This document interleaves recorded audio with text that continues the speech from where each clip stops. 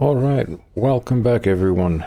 This is going to be episode 3 of Disco Elysium. A very interesting game so far.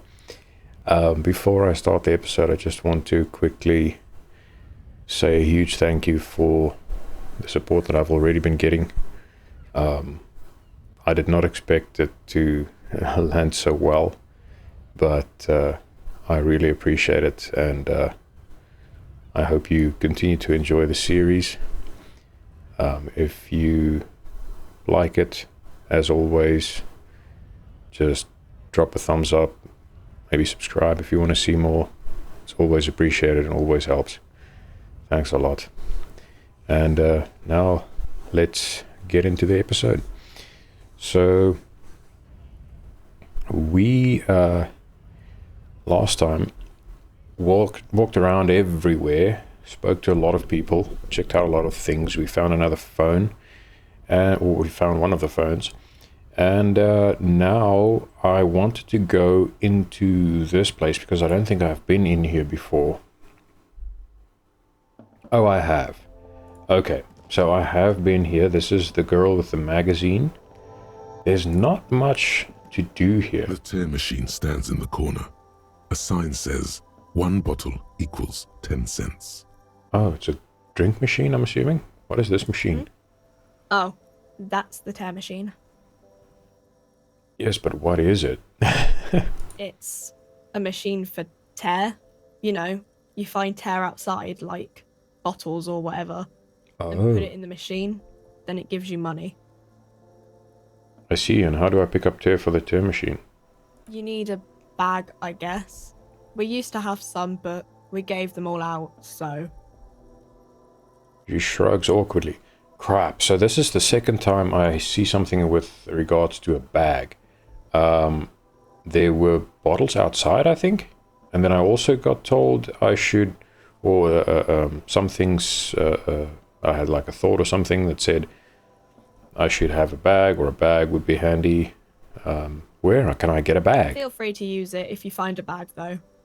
I'm sure there are some out there, somewhere. Okay. Thanks, whatever your name is. Appreciate the non-assistance. Let's leave, Kim. Let's go see what is waiting for us. All right. Now, I wonder... See, there are bottles and things here, too. I wonder if we can pick those up if we have a bag. I still wish there was a way to highlight things. I wonder if we look at the controls. Now, quick save, pause menu, character sheet, movement, imagery. Oh, highlight. Right. Even right click. Oh, that's cool. Okay, awesome. Took me 2 episodes to get to figure that out, but that's fine. I'm sure we've got plenty to do still. The worn and beaten wooden planks of the bench do not look overly comforting. Okay. We can sit on benches after we've solved the murder. Let's go. All right, Kim. The bench, if you ever need to pass the time when Lieutenant Kitsuragi is gone. Oh. You can revisit the bench if you ever need to pass the time when Lieutenant Kitsuragi is gone. That's interesting. Oh, I want to sneeze again. Goodness me. Alright, let's see. What else can we check out now that we are highlighting things? See, there's a lot of bottles. Oh, there's a bag. There's a bag. There's a bag. I found a bag. Awesome. Guys, move a little bit faster, please. Before someone takes our bag. Yay! A fritter bag. Alright, cool. This is exactly what we needed. Now, where did we have... there were bottles around here somewhere. Wasn't there? Yes. I wonder if I have to equip it. Tools? Yes, it's a tool, actually. I put it in my right hand. That is cool. Now I can pick up bottles. Oh, that is so cool. That is so cool. Grab them bottles, buddy. I wish I could call this guy by his name. I still don't know what his name is. Let's see. Okay. Oh, more bottles. Awesome. Is this how I'm gonna get enough money to pay the Whirling and Rags back? Oops. There are so many. That's awesome. Well, we're off to a great start. Collecting bottles so we can stick them in a machine. And, ooh, there are more.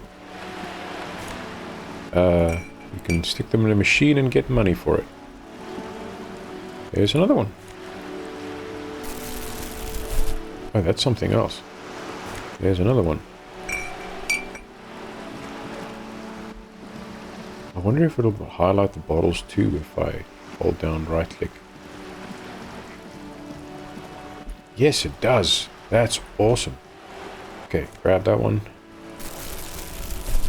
Okay, those are plastic bottles. Interesting. What's this?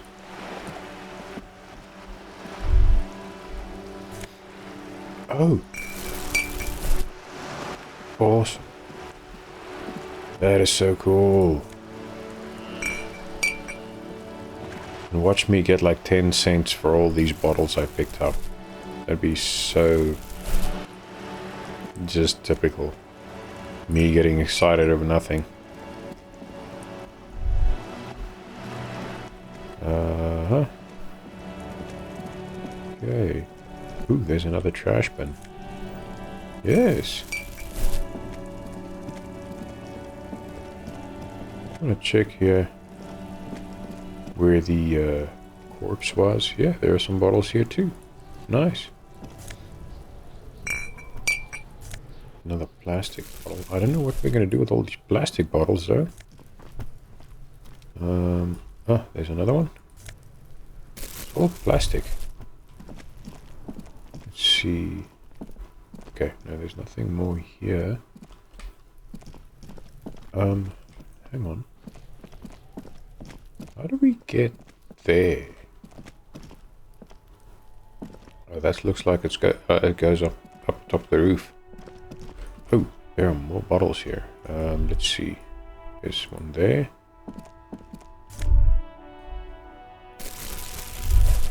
Okay, so there's that one. And that one. And that one. There's another plastic bottle.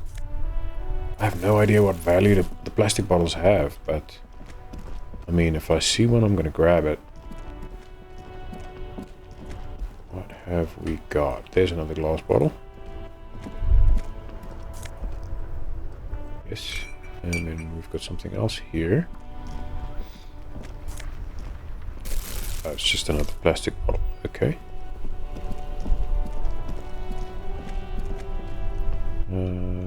Don't see more bottles there. I have no idea how much this is worth, so I should probably just go to the shop and hand them in or stick them in the machine. See how much I actually get. Oh, that's just one bottle. That's interesting. Alright, let's see what we can get there.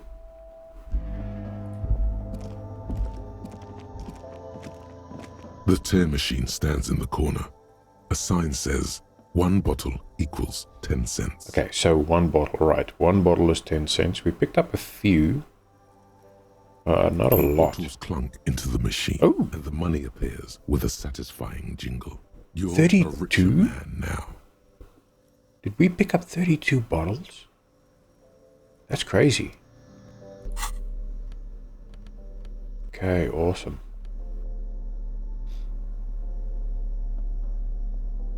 I wonder... Okay. So let's leave. And then... Right. Now... I ran into a little bit of a wall the other night. Because I didn't really know who to speak to. Did we read this yet? Stands in the middle of the traffic island, pointing toward the sea. It looks as if it's been reassembled piece by piece, secured and mounted in the air with the aid of numerous ropes and rods. Who is this? A silver plaque on the statue's pedestal reads, "I am Philip III, the Squanderer, the greatest of the Philippian kings of Revachol, son of Philip II, the opulent, father of Philip IV, the insane." Those are some names. Not a good track record of mental health in that family. No, not at all. Encyclopedia? What did this king do? Even by the standards of the Philippian kings, old sumptuous Philip was known for his profligacy. Profligacy? What on earth does that mean? Well, he blew through the whole national treasury, starting the decline of one of the penultimate century's greatest superpowers, the suzerain of Revachol. Oh, so he started the decline of the suzerain. His own maladministration foreshadowed the fall of the monarchy during the anti-centennial revolution, an end to his family line and the monarchy on the Insulindian Isola. Okay.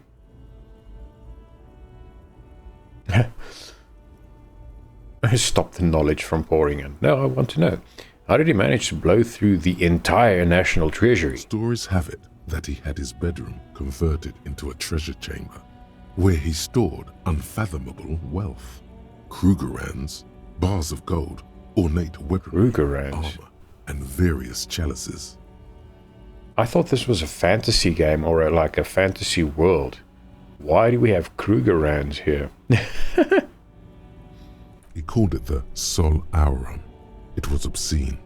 There were whispers he slept on a huge pile of gold-dipped feathers, like some obese dragon, instead of a bed, like a normal person. Wow, okay.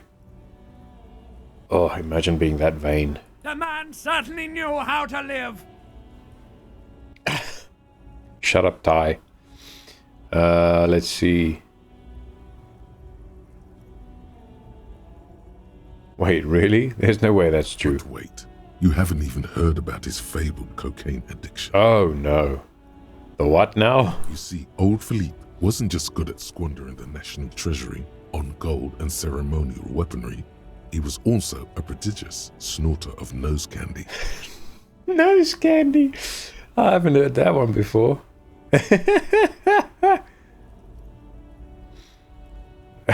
So he was addicted to nose candy, a bloated druggie. That's what the revolutionaries said 150 years later. Oh. Right before they emptied out the royal mausoleum and dumped His Majesty's mortal remains in the Insulindian Bay. 150 years later, so was it true though? 150 years is a long-ass time. I would like some first-hand knowledge of that era.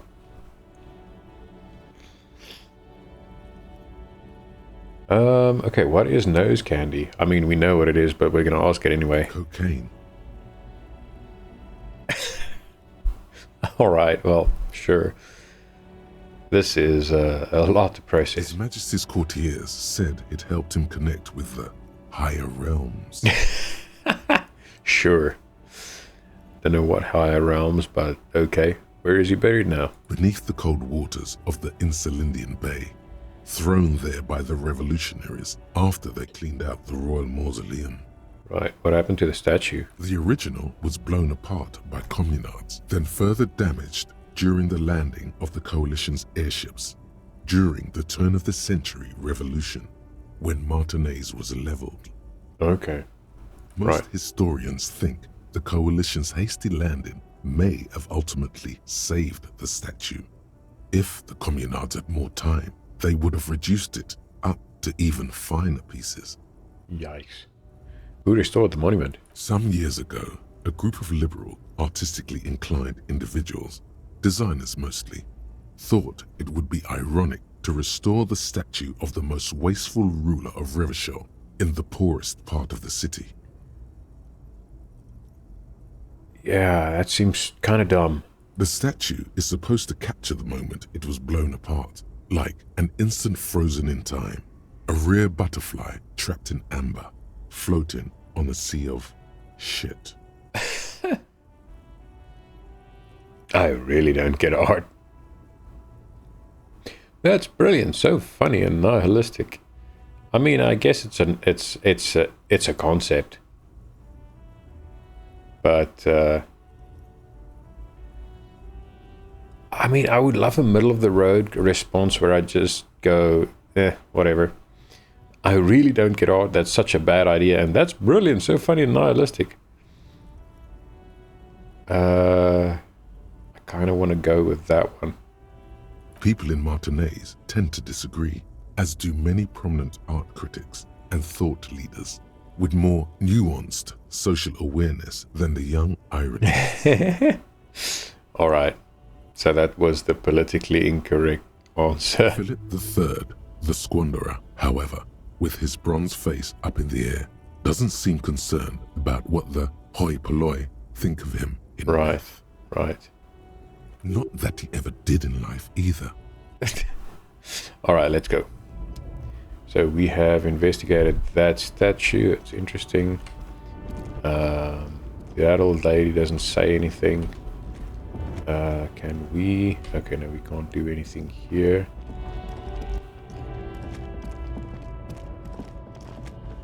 Oh man, I thought there were more bottles. Ooh. Never mind bottles, there's money. Money. Yes. We've got 5 real. That's awesome. We only need another 125. Ooh. How do we get... Ooh. We can get up. Hang on. Sorry, guys. Coming through. We actually need to get up here. But can we get inside? Oh. Okay, so this is the door that's locked, obviously. Can't we somehow get here? No. Oh. Thought there was a spot we could go. Buddy. What are you doing? Just come here. I don't know what the heck that was. Dude, where are you going? What is happening? The controls can be a little weird. Alright. So...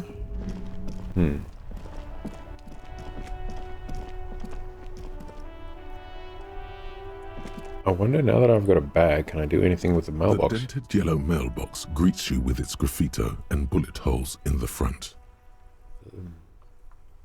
Good mail delivery box.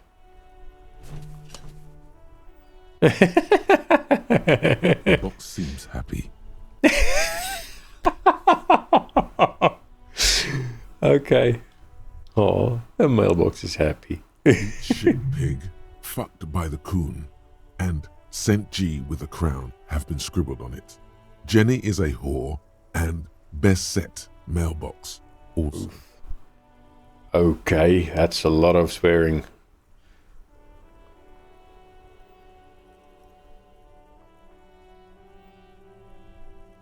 Mail collection box. You should man the fuck up. Like, what is he gonna do? Or it. Look at me assign a actual identity to this mailbox. Been there, post l'aventurier mail collection box. Been there. The mail collection box seems cathartic, thankful even. So do you. You shudder Then you swallow.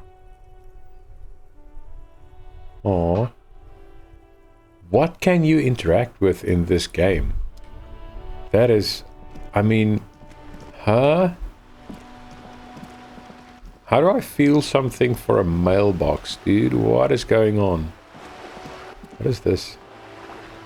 Ooh, there's another bin. Probably more bottles. No, just one plastic bottle. Oh, man, don't be like that. Okay, let's go back to... Yeah, these guys have got nothing. Let's go back to the whirling. I want to see if I can find any bottles inside. And maybe, just maybe, we can talk to... What's his name? Okay, so I'm assuming the bottles in here are the property of the whirling. Hello again, sweetie. Okay, let's go. We don't have anything new to say.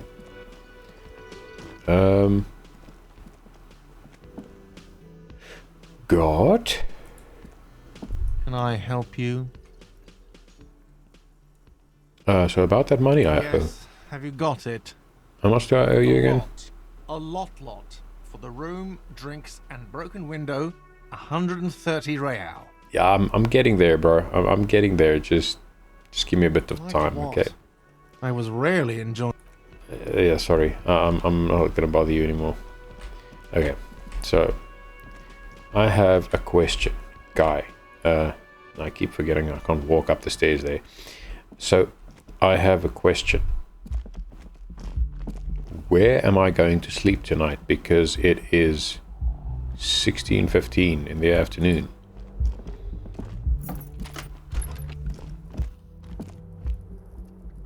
Oh, damn. I can't even clean up my room now that I've got a bag. I can't pick up the bottles.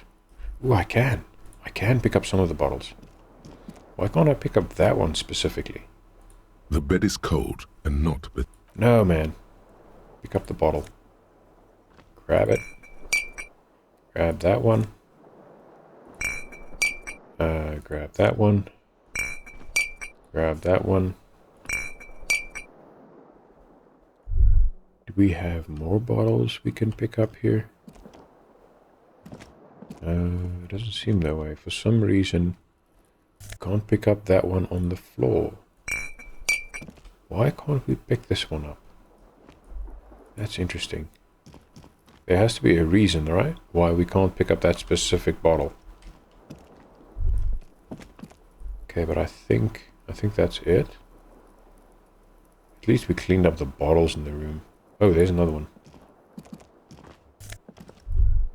Do we have any more?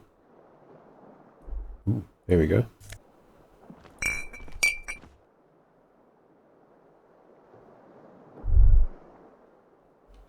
Is that everything now? Yeah, it seems that way. Okay. Let's close the door like... No, come out. Let's close the door like civilized people. Okay, let's drop these bottles off as well, because I picked up a few of them. I wonder... Huh. If this will have any effect on our...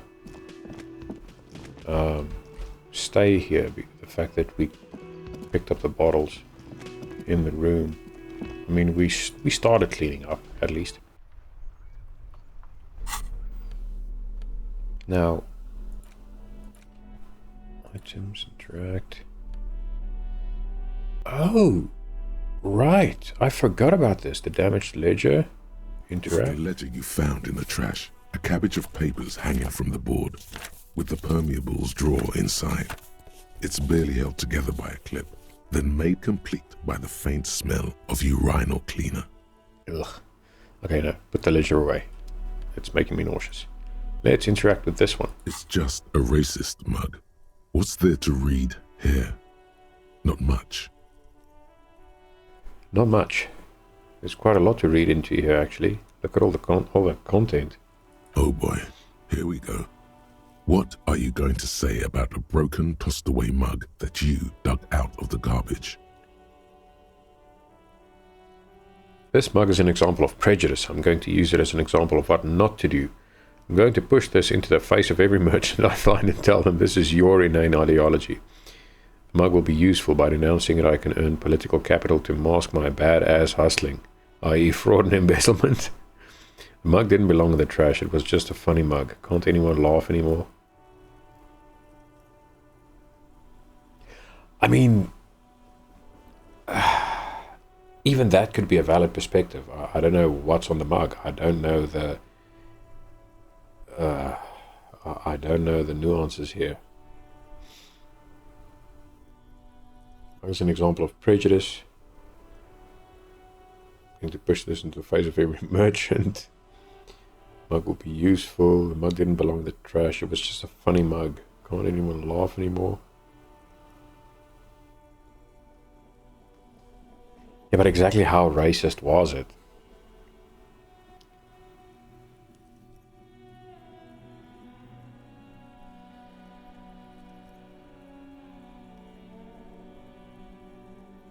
It was just a funny mug.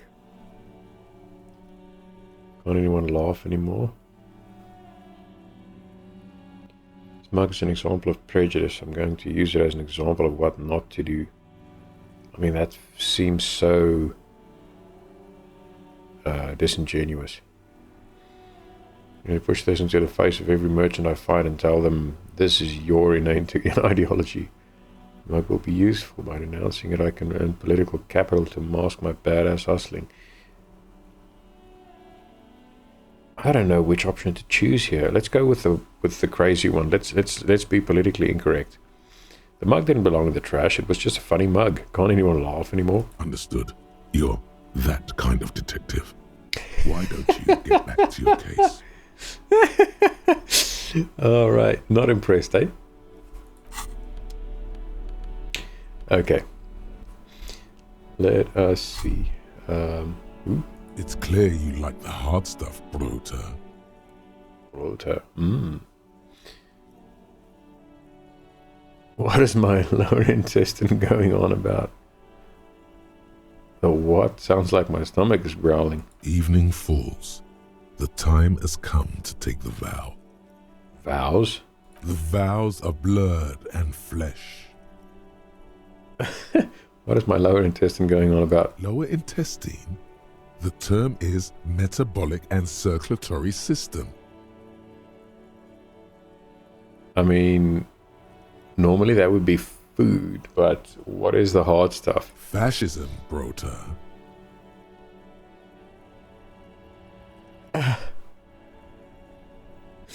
Where are we heading with this? What is fascism? Fascism, though. Many things, but it's mostly about trusting your gut.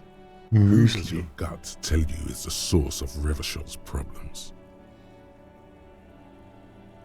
I thought you were my circulatory system. Foreigners, financiers, leftist academici. What? Academici. Wow. How do you pronounce that? Leftist academicians. I don't know how to pronounce that word. I didn't even know that was a word. Foreigners, leftist academicians. Liberals, I thought you were my circulatory system. Financiers. Yes, them, but also women. Oh. Okay, then. Women, men of war. You don't like them. They're insane. Their idiocy needs to be scrubbed off this world with rubbing alcohol. Women need to go back to the fucking kitchen.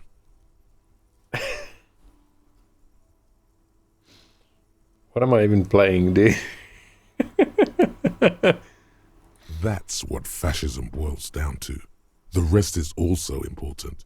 But the main thing is that women need to know their place. Okay, I got you. Am I having some kind of stomach seizure? Stomach truth. You're having a stomach truth. Okay, why am I getting this? Because you've said the hard things that others won't say. The good things, you've said Good them many things. times. Okay. Fascism sounds so bad, though. What if we call it something else, like traditionalism? Okay, stomach, I've made up my mind about fascism. You're going to keep your vooz, right? Keep your Vooz. vooz, brota. Vooz. What is going on? I will keep my vooz for the glory of the Revacholian nation. Opt in or absolutely not. I'm not going to be played by an upstairs stomach. My word, I kind of want to opt in just for shits and giggles to see what happens. But I'm also scared. I don't want to do something stupid that's going to affect the game in a bad way. I will keep my views for the glory of the Revacholian nation. Opt in. Absolutely not. I'm not going to be played by an upset stomach. I mean, what's the worst that could happen, right? Surely nothing bad can come of this. For the nation, smart. Best not to mention the women too often. That's why you're the head and I am the stomach. Yeah, clearly. No, fascism is about industry and politics and nationhood, not women. I'm absolutely okay with women. Of course you are, Bruta. Of course.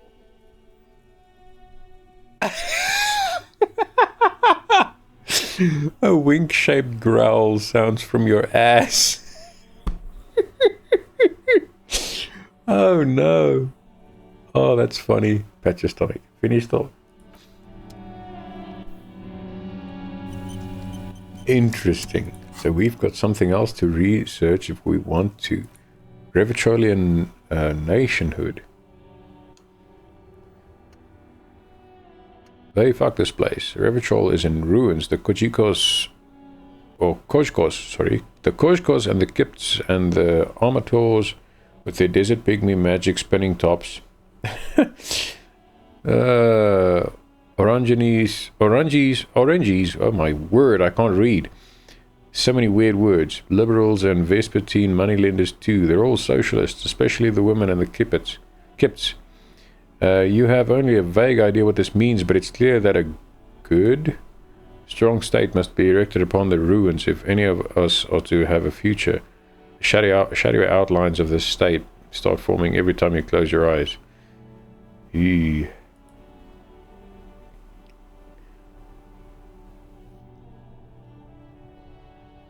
Temporary research bonus, -1 composure, Haggard nationalist.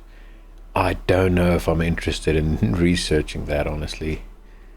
It kind of feels like this one. What is Guillaume Le Million? Okay, so none of these can be researched yet.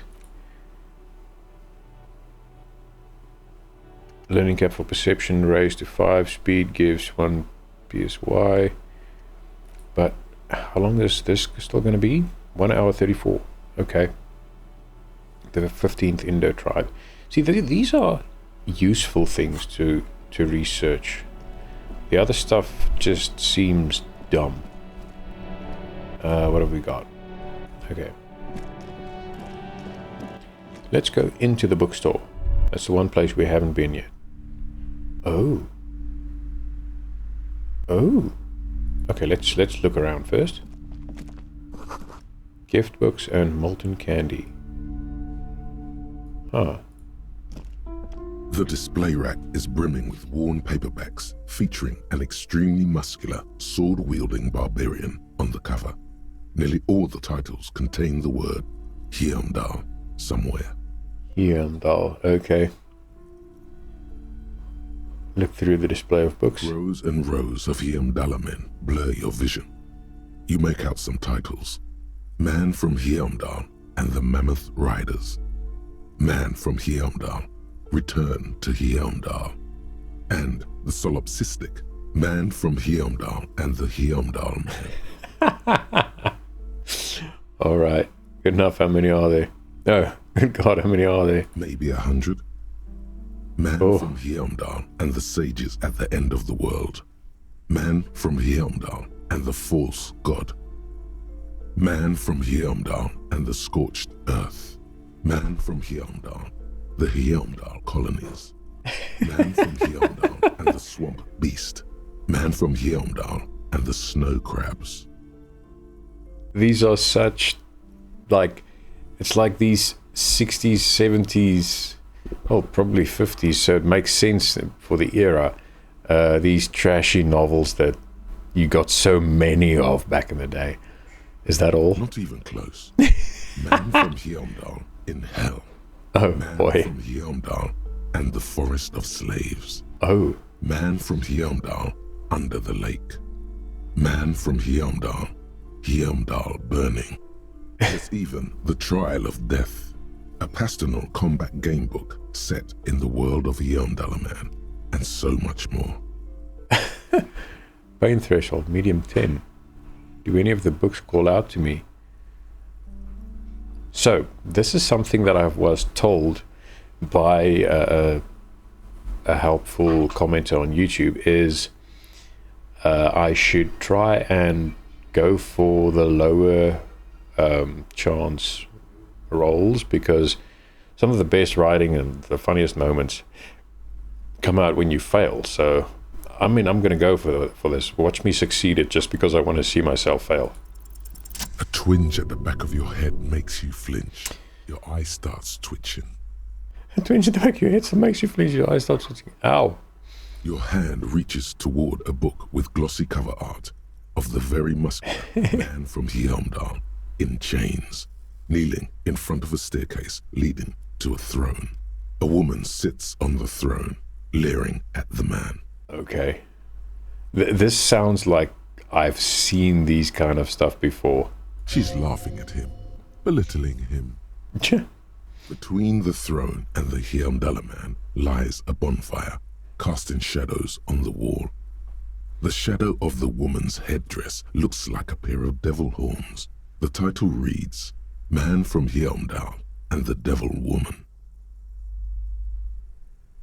Aren't all women devil women? No, I don't think so. Interesting. The display rack before you is burdened under piles of Man from Hjelmdall novels. Oh, it's locked because I don't have enough real. Storekeep, tell me about the Muscle Man books. Oh, Man from Hjelmdall. A very popular series of adventure novels. They're awfully immoral and violent books. She looks at the book with some disdain. Why is they so popular? Blood and violence, scantily clad women, epic narratives, all those mystical things he encounters. They're bound to grab those with little imagination and nothing to do. Sounds good. Which one should I start with? And that doesn't sound like something I'd be interested in. I don't know. I like epic narratives. What does it matter? They're all the same. However, the customer is always right, they say. The customer is always right in matters of taste. If you're a novice of the series, I'd recommend Hjelmdall and Man, the man from Hjelmdall. It's supposed to be a good introduction to the series. Okay. We can't buy it anyway, so let's see. A small mountain of colorful board game boxes. There are numerous types of games for all ages. A lot of shelf space seems to be taken up by Wirral-related merchandise. Okay. Wirral. What is Wirral? Look through the pile of Wirral-related items. An endless variety of source books, lore books, and codices litter the table. The topmost book is titled Welkin Compendium, 2nd edition. So is this like D&D? There's also a large hardbound tome with intricate cover art, The Hunters of Catawak, Boreal Creature Compendium, and a Pick Your Path adventure game book titled Tales of Wirral, Cavern of Velkrag. Okay. Books in a board game section? Who wants to read books? I don't know. I mean, tabletop games, they take a lot of imagination, so you kind of should read. Anything that really catches my eye. Maybe I'm not into this binoclard stuff. What on earth is binoclard? So many words here that I'm like, is that really even a word? I don't think this is a word. Anything that really catches my eye? There's a box that says Wirral, 3rd edition Mega Setting Supplements Module. The side panel notes, a fantastique adventure board game, new maps and miniatures. A sticker on it displays 25 real. I don't have enough money for anything. That price is steep, but then it's the 3rd edition mega set-in supplement, so it makes sense. Storekeep, what board games do you have here? Wonderful board games, sir. The Viticulturist is a classic for sure, or perhaps you'd like Archipelagos of Insulinda, a very educational game for those interested in geography. Okay. Braubritter is a fun game of economic competition, but can get quite intense after a while. We have games for the whole family. You can play with your children. Okay. Meantime, your daughter's standing outside in the cold. Who are you going to play board games with? Do you have friends or family? Wow, I have children, a family. Do I have friends? Look at the lieutenant. Kim is our only friend. I want to think about this. Wow, I have children, a family. It certainly feels like whatever you are will die with you. Oof. Ow. I felt that in my soul. Look at me, who'd want to have children with me? I don't feel as if I have any kids. Yes, kids, friends, chicks, I have all those. Oh my word. I don't feel as if I have any kids. Friends are technically like family. She fiddles with her pen and thinking. For playing with friends, I'd recommend Suzerainty. It's a civilization building game where you build a civilization, then set off to brutally colonize and repress other civilizations. It costs 12 real. So it's a colonization game. Okay.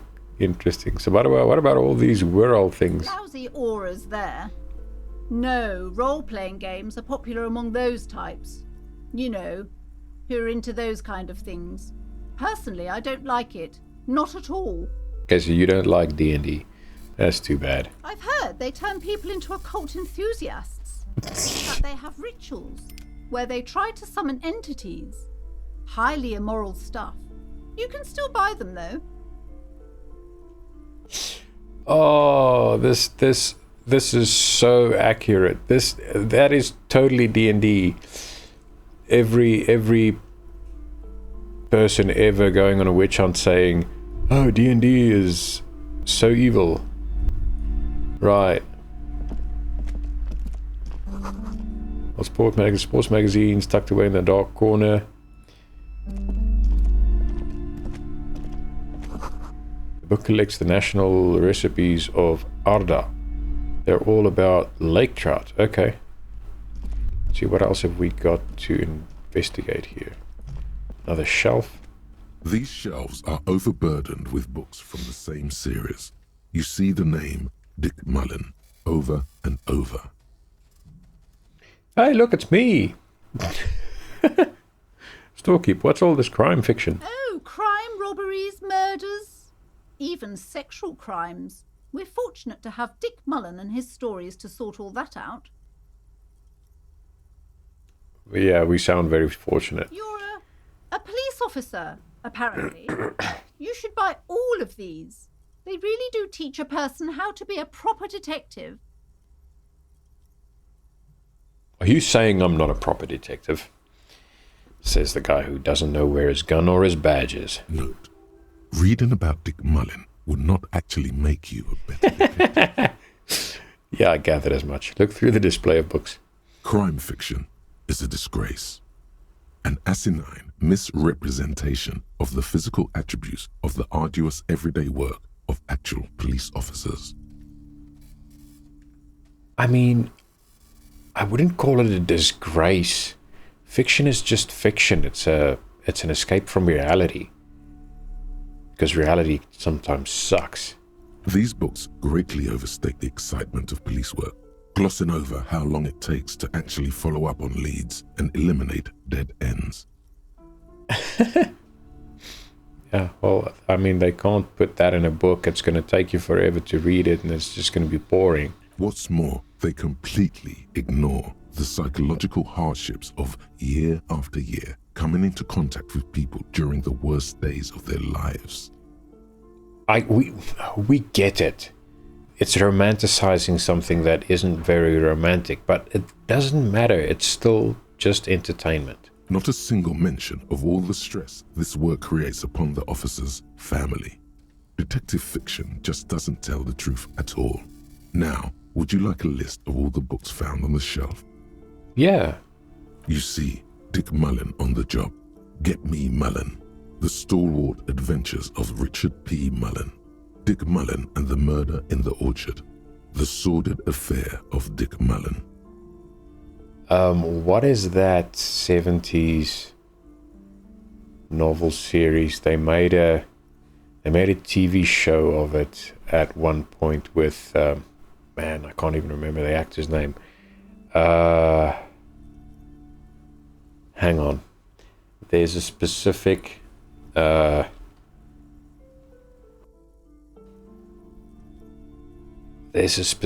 series of books. I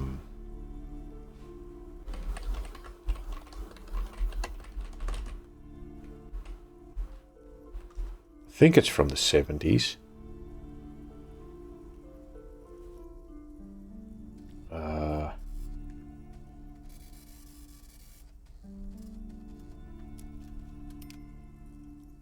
These do also, of course, remind me of Agatha Christie's novels. Although her novels were pretty good. They were less dollar store. 1950s. Hard-boiled and noir novels. See the 1960s.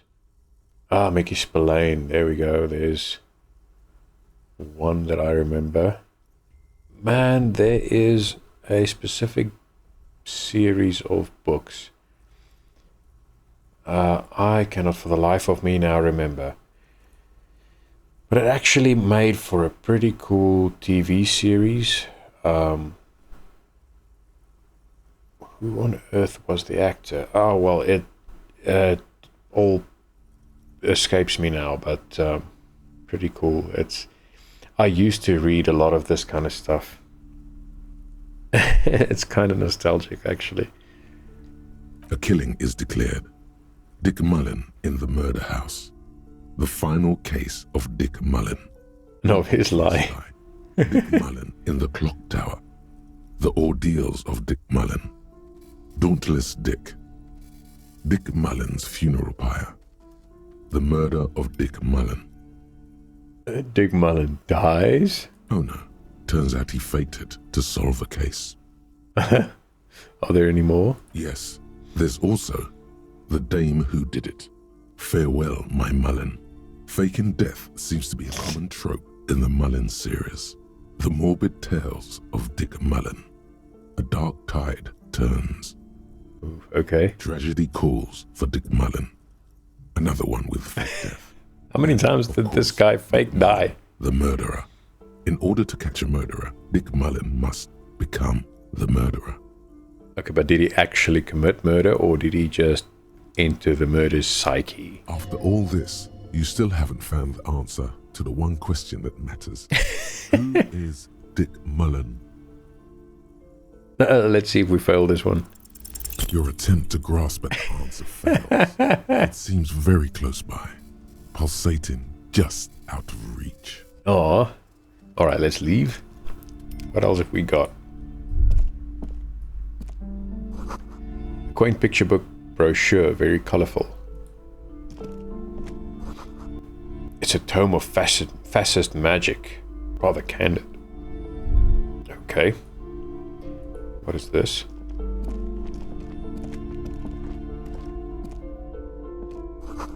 Another boring book, just discarded here. Okay. And this? This bookstore is not strictly about crime, romance, and biographies of famous people. There's also a wide range of paranatural literature. Paranatural? Storky, what books are these? Sir, please, no browsing in that shelf. That wisdom is not for free. Okay then, I'm sorry. I can't have you end up, like, opening a police store next door and stealing my customers. Oh no! A police store? What even is that? Look through the shelf. Amidst the various books, you find one written by someone named Matthias W. Dundas. It's about wholeness, unity, balance. Oh, it's that kind of bookshelf. All right. These three things are very important to the working class mind. Yeah, and it's very handy to put a bunch of crap together and have people pay for it.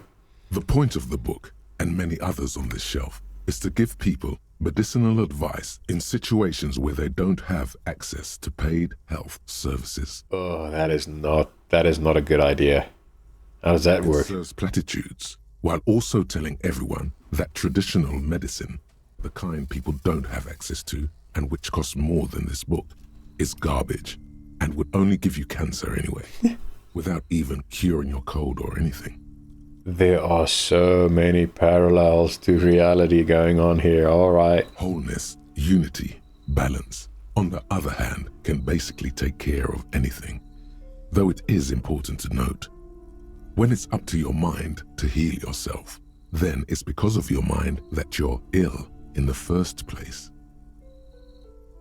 Yeah, if you know how disease works, that's kind of dumb. Does the book say anything else? The book features chapters on topics such as how to find magnesium. It even lists plants you can harvest magnesium from. How to continue drinking if you're an alcoholic who has destroyed his liver. And I don't like where this is going.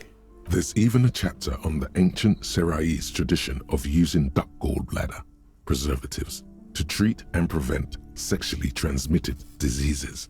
Pre and post factum apply. Nothing worth buying. Eesh, okay. Yeah, This not is gonna just take my any advice there. What's even paranatural about this? What's even supernatural about this? In an empire medium, find something truly otherworldly. The throbbing in your head increases with every passing moment you gaze at this shelf. Oof. Suddenly, as if out of nowhere, a small green book becomes apparent. The title of it reads, Medicinal Purposes of the Pearl. What's the power? The book contains very little explanation on the matter. This knowledge seems to be taken for granted. Okay. What's this book about? The book contains descriptions of various pseudoscientific therapies, alternative medicines, and folk remedies involving the pearl, also known as le territoire. Okay. For example, it recommends vigorously swatting one's naked body with a venik or hand broom, made from the leafy twigs of a young birch tree from the near pearl. Okay, so it's that kind of... Wow, we're so deep into pseudoscience here right now. It's not even pseudoscience anymore, it's just... Sounds painful. Sounds invigorating. I don't know which one to pick. So I want to pick one for the lols and the other one... sounds painful. Sounds It invigorating. is, and good for the circulation too. What else? It also recommends consuming distilled spirits like vodka or whiskey that have been aged in the pearl. Readers are instructed to cover these jars in a shallow hole just inside the pearl and leave them there for 30 to 60 days, depending on the potency desired. And what does this pale aged liquor do? Among other benefits, it is alleged to restore a damaged liver to perfect health. How come I find that hard to believe? That seems improbable. Yeah. How is that Is possible? it any more improbable than anything else that human beings put their faith in? Fair enough. What else is in there? For general health and well-being, readers are encouraged to take regular strolls through the pearl, though a sidebar cautions readers to limit each stroll to less than an hour. Okay. Not a healthy place to walk through, I'm assuming. These strolls promise to cleanse the mind of worries and the body of toxins, especially if the perambulator performs this ritual in the nude. Nudity figures prominently in a number of these prescriptions. Funny how that works. This is exactly what you need. Huh? Anything else of note? There's an entire section devoted to cures for men who are struggling to perform their marital obligations. Well, I certainly don't need that. I mean, I don't really need that because I don't even think I've got a wife. I certainly don't need that. Close the book and return it to its place on the shelf. No, I am not gonna. I'm not gonna waste my. I'm not gonna waste my 5 real on that thing. No, just no. Several maps have been attached to a bulletin board hidden inside the alcove. They're held up by small pins. The board has come loose from one corner. The maps look old and faded.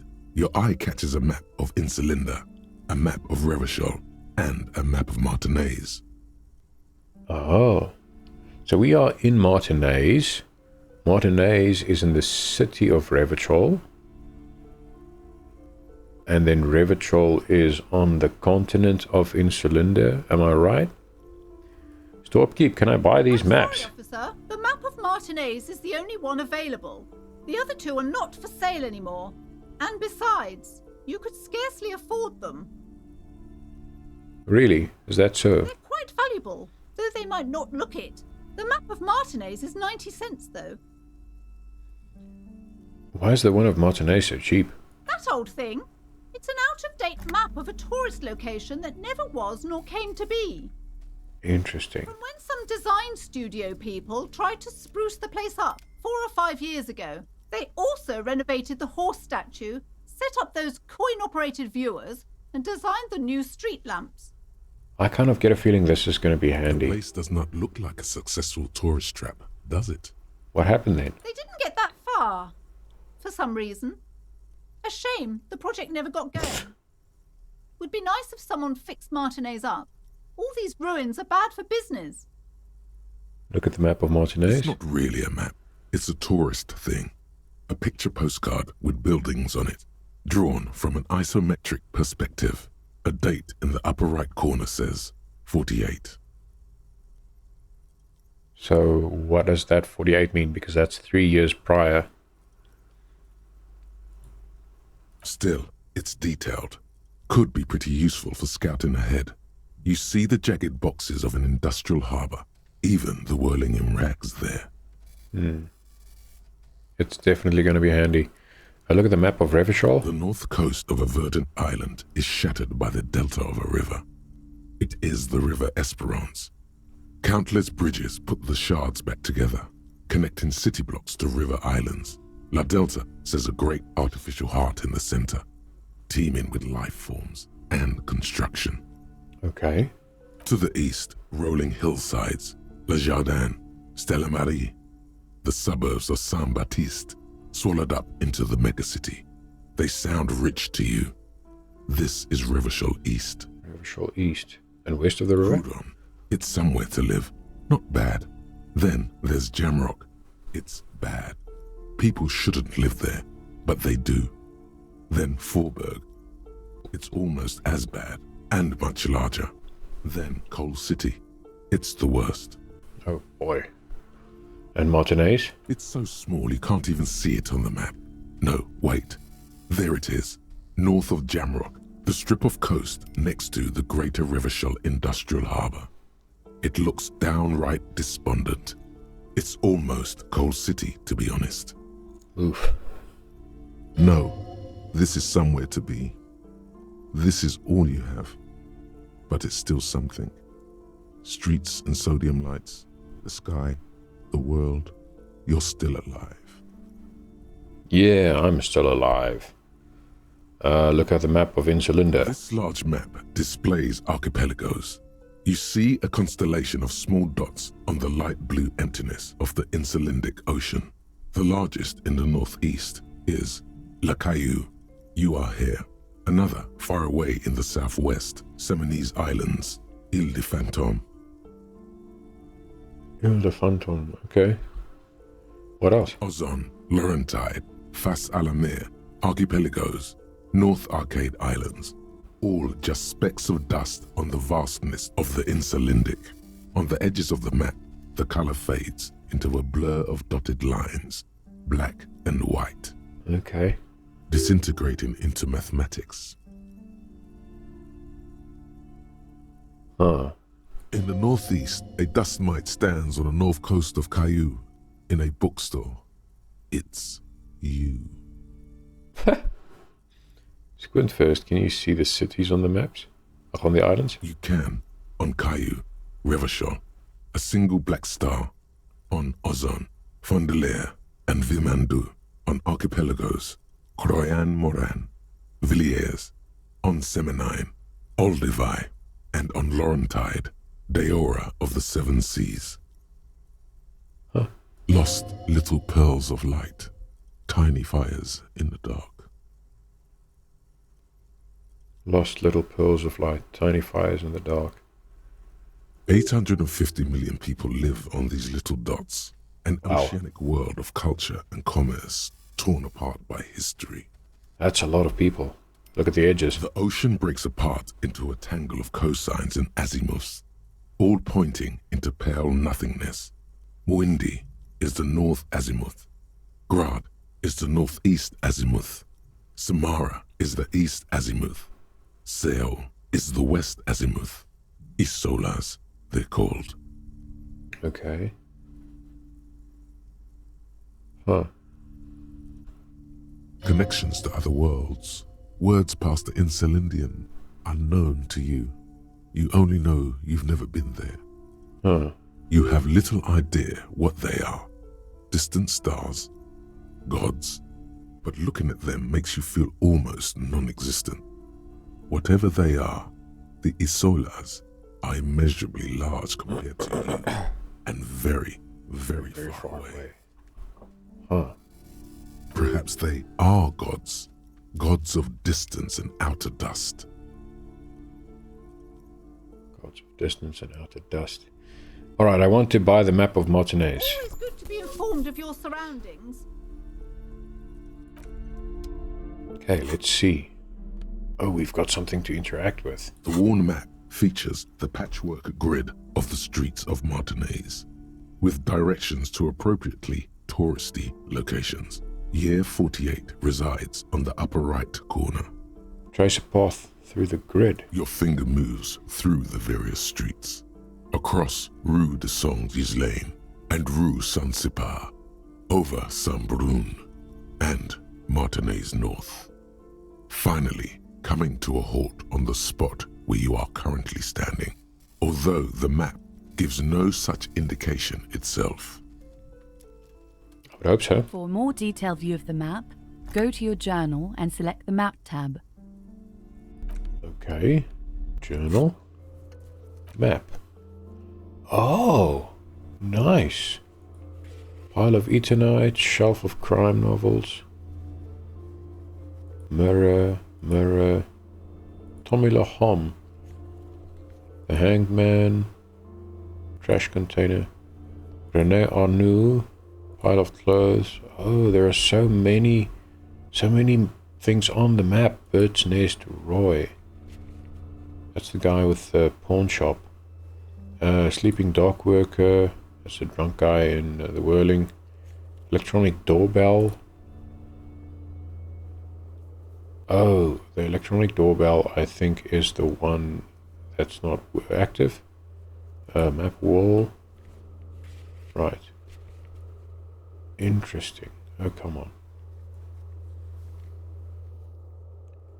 Bro.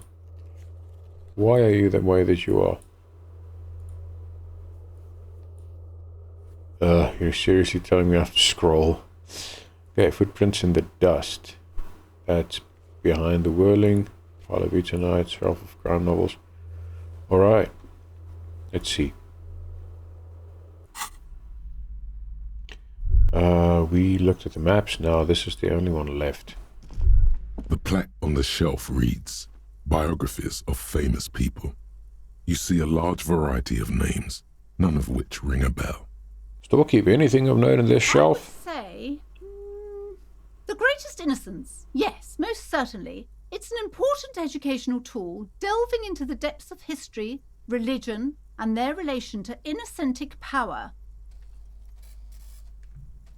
An important educational tool delving into the depths of history, religion, and their relation to innocentic power.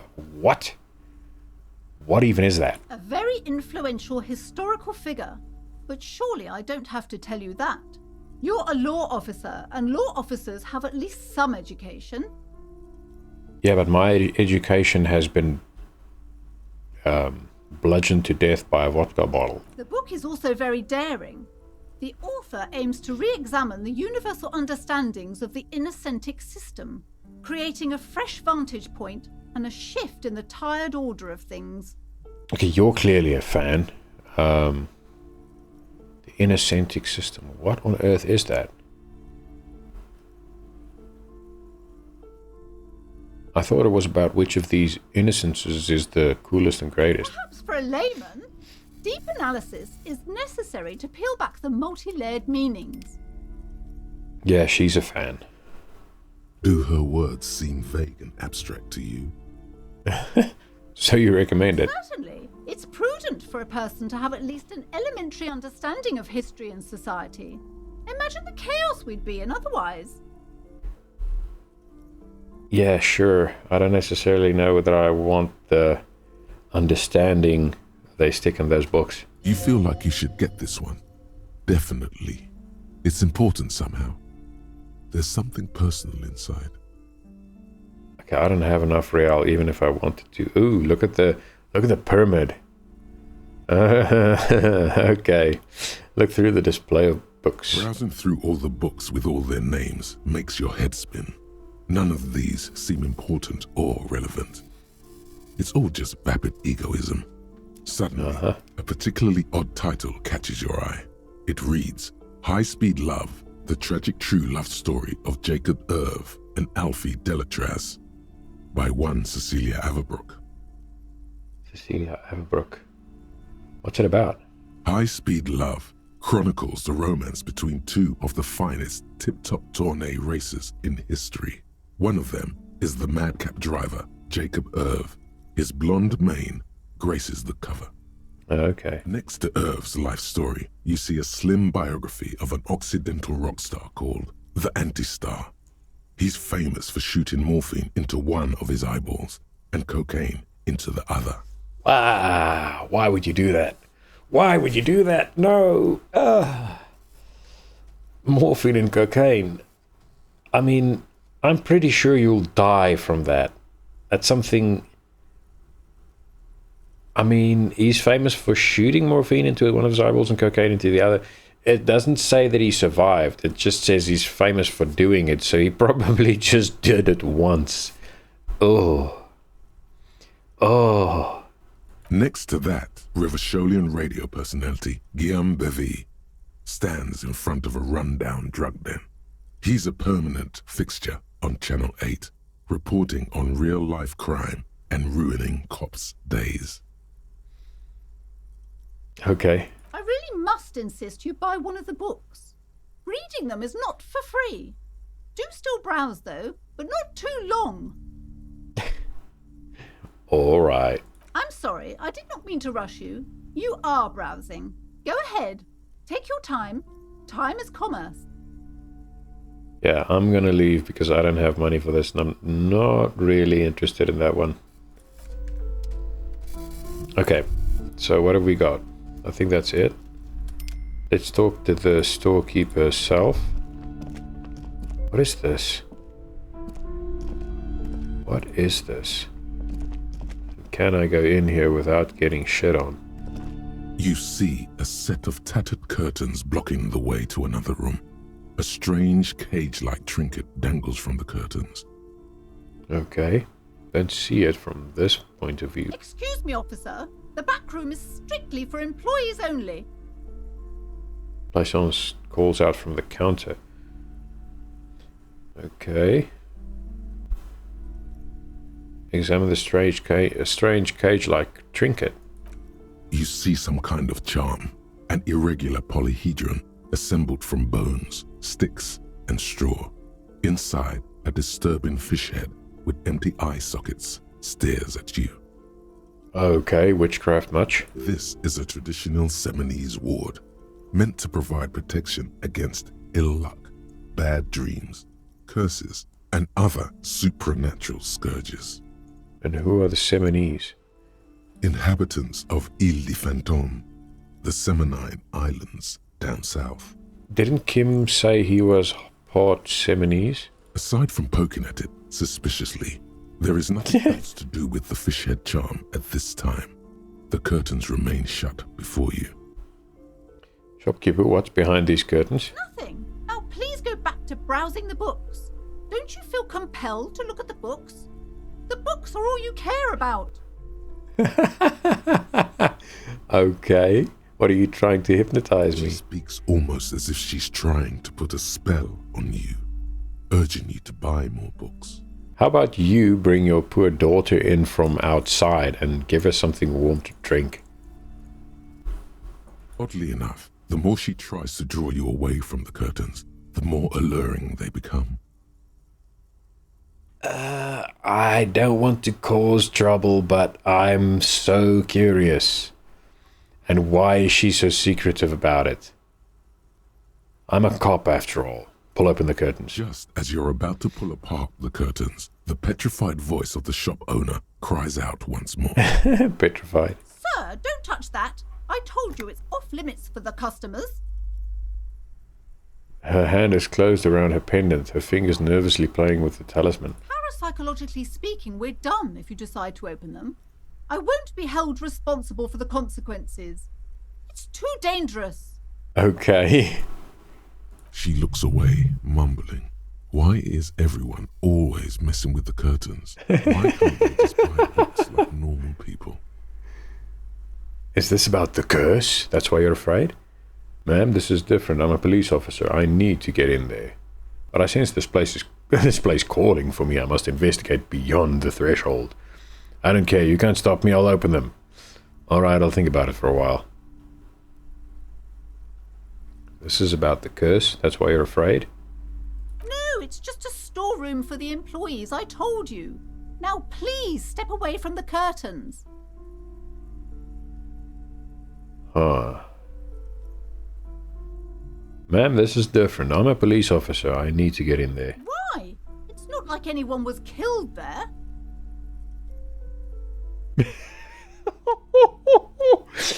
She stops abruptly as her hand flies over her mouth, baffled by her own bluntness.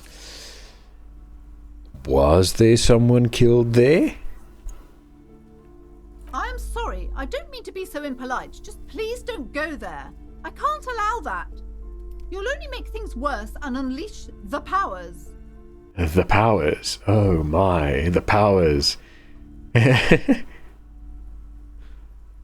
I don't care. You can't stop me. I'll open them. I don't like this woman. I kind of not want to do what she says.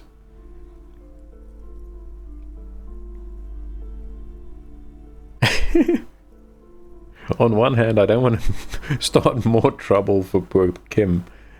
But on the other, he hasn't said a single word. Kim? Any input, buddy? But I sense this place calling for me. I must investigate beyond the threshold. You do? My God, even more reasons not to mess with the curtains. Step away, dear sir. I don't care. You can't stop me. I'll open them. No. Please just talk to me, officer. Come here and let's talk this through before you decide to do anything extreme. She's pretty desperate. She raises her hand to try and stop you. Talking is always good. Go see what she has to say. Okay. There is something mysterious about the curtains. Be careful. I don't think there's anything mystic about the curtains. There's something fishy going on here. The curtains, tattered with age and covered in dust, hang before you, as if taunting you. Ripped him apart this time for real. Oh, that's so tempting. That is so tempting. Should I or shouldn't I do this?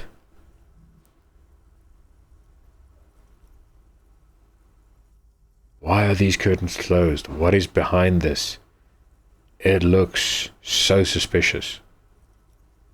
Everything about it sounds suspicious. Let's ignore it for now. And see what she has to say. Welcome to Crime, Romance, and Biographies of Famous People. My name is Plaisance. The clerk extends a greeting. Yeah, I mean, we've browsed your entire shop, so... Hi. Be welcome, and please take responsibility for the energy you bring into this space. She's one of those. Where are your crystals and your...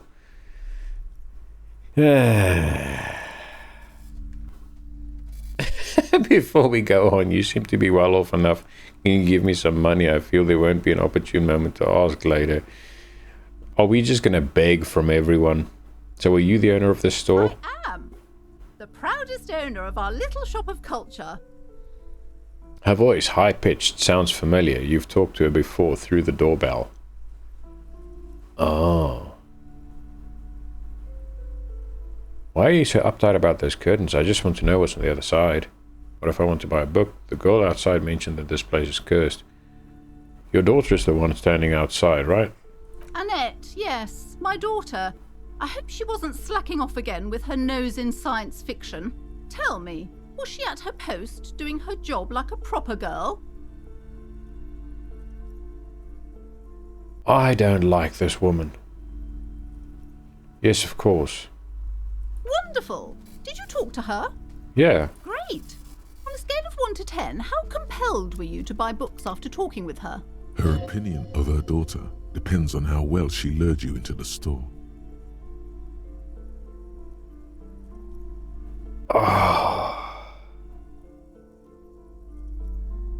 S-tier parenting. Oh, I just cringed so hard.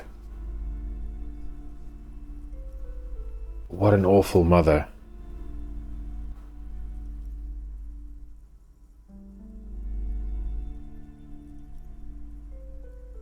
I mean, I could either go 10, she's certainly very polite and helpful, to give the poor girl a little boost. Or I'm not going to grade a human being, I don't do that.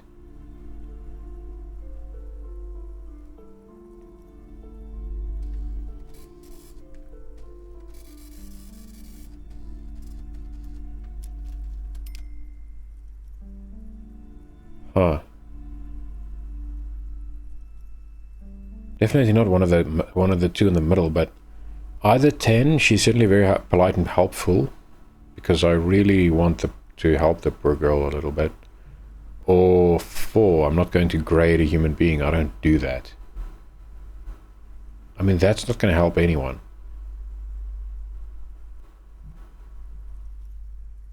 I mean, it's good not to want to grade people, but in this situation, I feel like it's necessary to say this. My precious, her dedication brings joy to my heart. If you have children, I hope they turn out as great as my Annette. You suck, lady.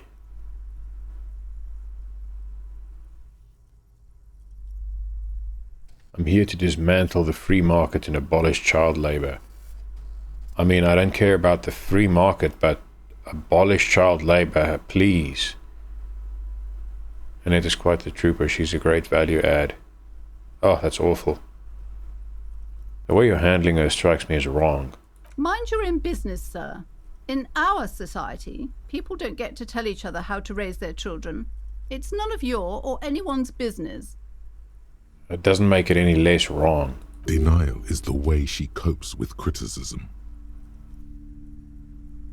Okay, let's change the subject. The woman before you scans the store, her shoulders rigid and tense. Every now and then, she nudges her glasses. Why are you so uptight about those curtains? I just want to know what's on the other I side. already told you, it's just a storage room for employees.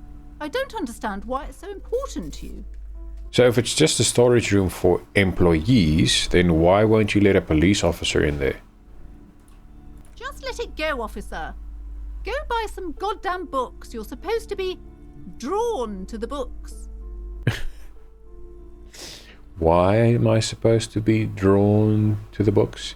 Have you been reading too much in your own... Have you been sampling too much of your own material? If it's just a storage room, then why does it have a Seminese ward protecting it? It's just for decoration. She wavers under your gaze, mouth pressed into a tight-lipped smile. Then something breaks. Okay, fine. It's just because this place is cursed, just like everyone said. They don't call it the doomed commercial area for nothing. Okay. Are you happy now, officer? Happy that you've ruined everything? She closes her eyes and starts mumbling something to her pendant. How does this curse manifest itself? Why didn't you just tell me right away it's the curse? It's not good to talk about the curse, not in detail. The negativism, it's dangerous. Talking about the void wraiths angers them. The void wraiths. Oh my. Wow. Void raves. You have new words. Yeah, indeed. I have lots of new words ever since I started playing this game. Have you sought help from anyone? Yes, I've contacted numerous parapsychologists and even a pair of Simonese mediators. They provided me with the wards. Yeah, okay, cool. The wards help to keep the doom at bay and protect us against the darkness that lies further in the building. Is your Even though now I pendant... fear it's not enough. Okay, is your pendant part of the wards as well? Oh, this? No, it's a special Himian amulet, blessed by desert pygmy shamans, with a spell of compulsion. It's to compel people to buy books. It's not very compelling. There are numerous spells cast throughout the store. I had the books anointed with a different inducement spell, for example. It's guaranteed to boost sales 15%.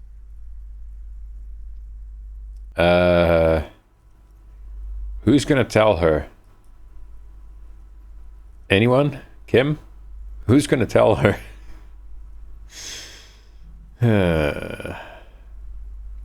Desert pygmy shamans.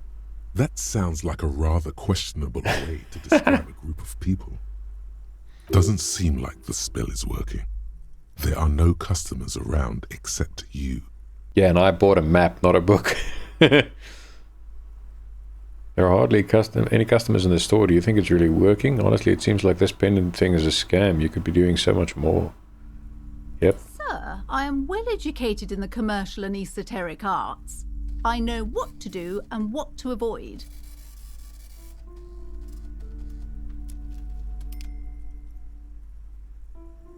Okay, so we've got some interesting options here.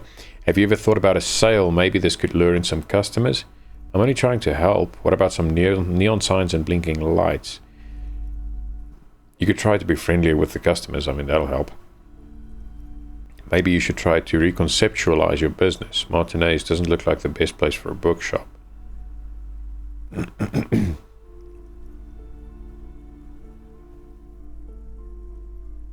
mean, being friendly with the customers can definitely help, but also, have you ever thought about a sale? Maybe this could lure in some customers. Discount my wares?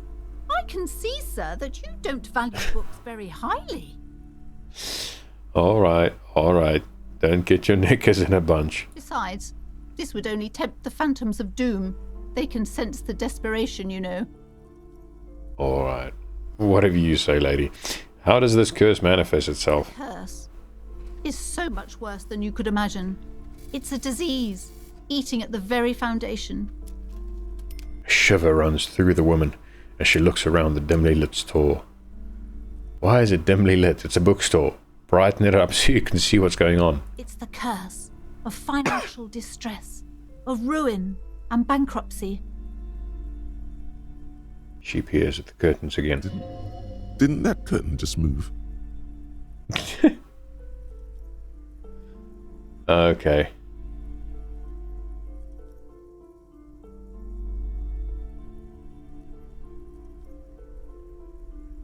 I don't want to involve Annette because then I'm going to get her in trouble for saying things she shouldn't have. Wait, that's it? I was hoping for something more paranatural. Okay, I'm a little confused. What does that mean? I mean, she already said what she said. It's obvious enough. She used plain words. But officer, there's nothing natural about entire companies declaring bankruptcy. I'm talking about cacodemons, feeding off bad business practices and disappointing income statements. Okay. There's something wrong with this building, I can tell you. Ever since I arrived, I've sensed an eerie lingering presence, as if I was unwanted here. Okay. Sounds familiar. Alright. Just calm down. Strange, I feel unwanted too. What does it mean? Don't mention it. Truly so? Perhaps the dark energies are leeching off you. You shouldn't stay in the store too long. It may be dangerous. Interesting. Would you like me to take the case? I could investigate, see if the curse is real. Most certainly not. I don't want anyone who's not familiar with the psychic arts to get involved in this mess. Stay away. Leave the spirits be, so they can return to their slumber. But I want to know what's behind those curtains. My liege, do you know what this case calls for? A para-detective. A para-detective. Drama, medium. Convince her to let you investigate the doomed commercial area. Alright, let's give it a shot. -1 gave smartass parenting advice. Ooh. I mean, honestly, I don't think it was smartass parenting advice. It was just empathy. Time to fire up the lie machine. Ma'am, I am a renowned private investigator, a paragon of law and specialist in all things criminal. And I am his private partner, John Shaw. Together we run the preeminent postal surveillance firm in Revachol. Kim is in on it immediately. He's like, yeah, and I'm his partner. That's good. Shao is what the Saolite Empire was called in the Occident, back when far less was known about the people. It was a barbarian other, ever so mystical, on whom you could project any kind of exotic fantasy. The legend of it persists, and a lot of people still think the Shao is a thing. Wait, there's more. Once we've caught our client's spouse in flagrante delicto, we blackmail them and pocket the money ourselves. Because that's what private investigators do. Now, I see that you are a married woman. What? Kim, where are we going with this? Some penetrating sarcasm from your colleague there. What nonsense are you two going on about? This is not relevant at all. And besides, my husband would never do such a thing. We are proper people. Mind your manners, John. This isn't the great Shao Empire where you can talk about sex stuff so openly. Alright, enough nonsense. The point is that we sometimes take on unusual cases. How can I believe you after all that foolishness? She looks somewhat irritated. Our sincere apologies, ma'am. No more nonsense. We are offering to assist you with your troubles. Pro bono. Despite his apologies, there's a twinge of amusement in the lieutenant's eye. Kim's been enjoying this whole farce. That's right, and all you have to do is give us the key to the back door. Enough funny business. Will you just give us the key already? It's a good offer, ma'am. I urge you to accept our help. It may be the only chance to save your business. That's right. When not spying on the love affairs of the ultra-rich, we solve unusual mysteries by the low reload. What better way than to ask us... Oh my God! Will you stop with that incessant yammering? It's too much. If you wanted the key to the back door, you could have just asked for it.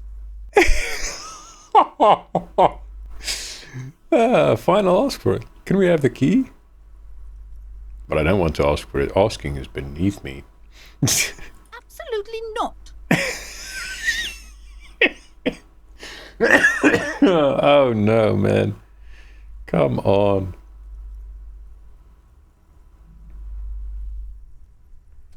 Oh. Put skill points into drama to open this white check. Alright, okay. We'll come back later. Farewell for now, book peddler. I don't want to force my way into that area behind the curtains. Annette. Every snowflake is like a little gift from the sky. She shivers as one falls on her nose. Aww. I feel so sorry for her standing out here in the literal snow. What is romance? It's the type of book where there's a rich lady and she has to choose between the good man and the bad man. She smiles at the thought, perhaps imagining herself in that situation. Or there could be a story about a poor lady getting a rich man. It's about man and lady business, sir. What about a poor man getting a rich lady? It happens, but usually the guy gets rich in the process. Or should actually be rich himself, but has lost his family property unjustly, like during the revolution or something. Okay, I see. Those are unhappy books, for most of the pages. People sad about what they have lost, but then it all turns out just fine in the end. What about when both of the men are bad? These are not very common. You can't have a choice between bad and bad. Nobody wants to read a story like that. What if it's written really well? Well, maybe then it's fine. Maybe if the lady then decides not to pick either, because she doesn't need a bad man. Yes, that would be interesting. What about when everyone is poor? That's really not a proper romance story. That's more like everyday life. Oof. Sometimes you have to write about real life things, and yeah, poor people are boring. Sometimes you have to write about real life things. Not in romance books, sir. These are about nice and pretty people, and everyone is happy in the end. I've read a couple of those that disagree. What about a book where the man and lady business doesn't work out at all? I haven't read many of those. Maybe you should ask Mum. Yeah? You think she has one about an excruciatingly painful breakup? Why are we asking a child about this? Maybe I will. I'm sure she can help out. Anything else you're curious about? That's enough romance for me. I had other questions. Maybe some about other books? What is this crime business? Crime fiction is about murders or burglaries or things like that, and the work of a policeman or a private detective who's trying to solve a crime and catch the criminals. Wait, not crime fiction. I need to know what crime is. Dude, I know you lost your memory, but you sure as hell know what crime is, buddy. Why would anyone want to read about crime? Okay, I get it. Crime, murder gets the people going. And it's kind of like a puzzle too. You can guess who the criminal is, or how the good guys are going to catch him. I'm a policeman myself, by the way. The law, as I said. You don't look much like a policeman. She examines you as if to find something policeman-like. Well, what does a cop look like then? Okay, then maybe I'm not a policeman, or should stop being one. Yeah, you tried that. Failed spectacularly. Well, what does a cop look like then? Didn't mean to offend, sir. Sorry, sir. It's just that you don't look like Dick Mullen. I used to be exactly like that Mullen guy, then I decided to live a little. You know, nobody actually looks like the guy in the picture. That's just a stupid fantasy of a man. It's not your body that's important police work anyway, it's your... Wow, look at the guy. I'll never be as good as Mullen. I mean, there's kind of your head. Head? Yes. No, it's your soul. Your blue soul. Okay. Not head, child. Heads. Heads. So that Mullen guy looks like a Humpelman who could respect that face. He doesn't... It's not even drawn correctly. He lacks soul. Flexibility. There are millions of different people out there and you have to get into their heads. Sometimes you gotta be the killer to catch the killer. You know, sometimes you gotta be the killer to catch the killer. Isn't that very dangerous? Policeman live and breathe danger, little girl. Mullen obviously lacks the chameleonic skill. Unlike you, sir. He's just a fictional character. He's no match for you. She smiles mischievously. Oh, she's cute. Maybe you can show me some real police work, sir. Like in the books. Ah. +1 saw she's cold. +1 afraid of the curse. I hope I can succeed this one. You fail to deduce anything substantial. That sucks. She waits intently.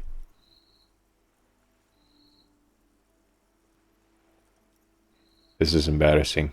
I'm a detective. I deduce that you are a girl. Is she really, though? I'm a detective. I deduce that you are very small. I mean, she's not that small, but she is still a child. Actually, I'm sorry, I can't deduce anything.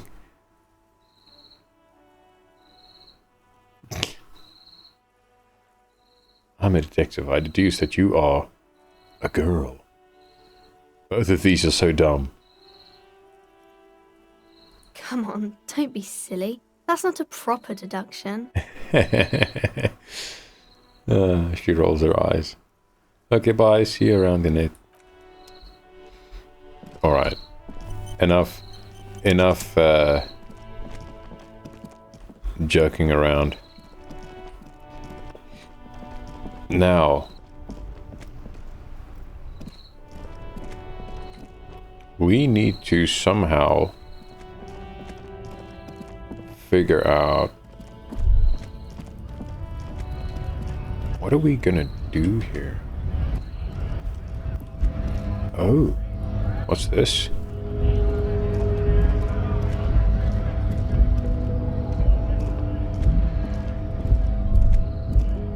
A lorry stuck in the traffic jam. This big, heavy Grad-made machine is well kept for such an old machine.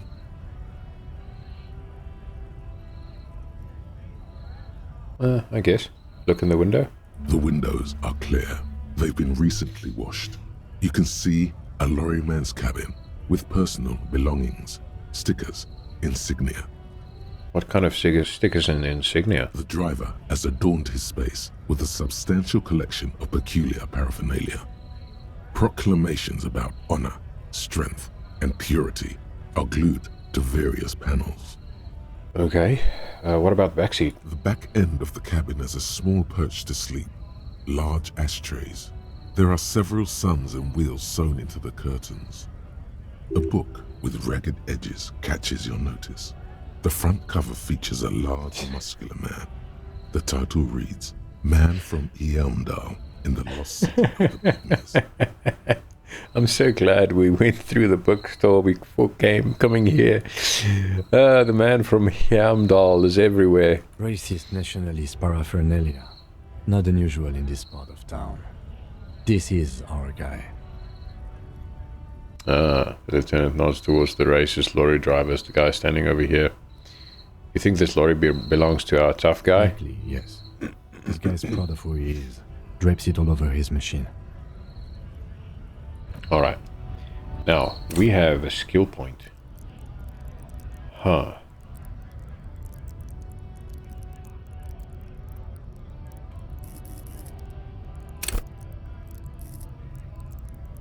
I'm so torn about what to level up. I mean, there's an actual info. Good grief.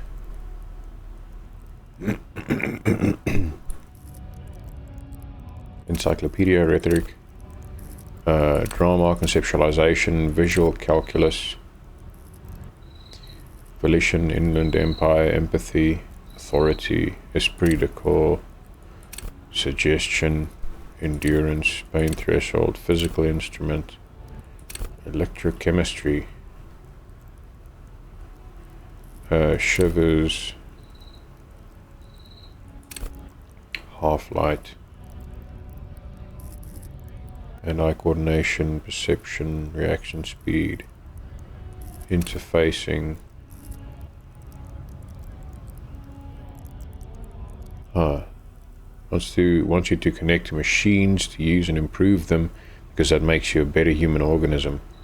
Enables you to understand interactions with machines, be that to know how to repair the motor of a Kinema motor carriage, or how to analyze the way a suspect uses a pen, or how to refigure electrical circuits. It even lets you steal keys off a keyring without being noticed. At high levels, interfacing will isolate you from society. Why bother with people when you can talk to machines? And why bother with things like money when you can just pocket that display sandwich? At low levels, however, you will have a crucial part of the world cut off from you. People use machines to commit crimes all the time. If you can't understand how crime was accomplished, how can you solve it? But I have a question. How far can you level a skill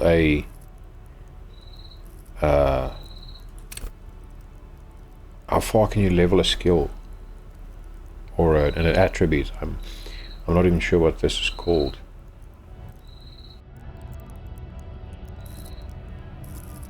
Master machines, pick locks and pockets.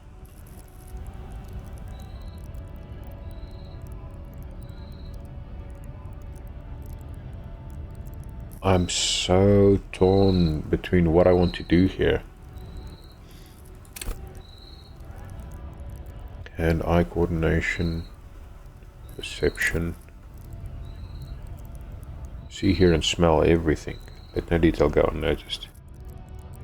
Reaction speed, savoir-faire.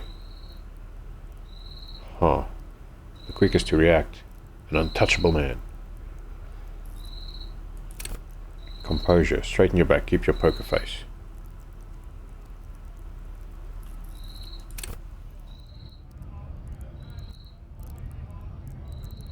I kind of feel like I want to put another point into logic.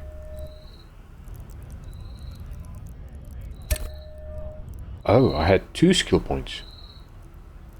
Yikes. Okay.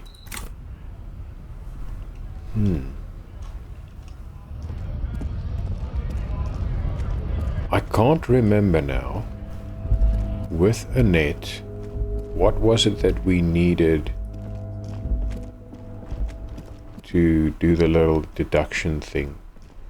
Was it logic or something else? Hello again, sir. Oh, put skill points into composure. Okay. Alright, bye Annette. We'll see you around. What have we got? Now, I have a chat with this person here. Listen, boy, I don't want to start trouble. I fix it. Okay. There really is nothing here. Me running around with a bag in my hand still.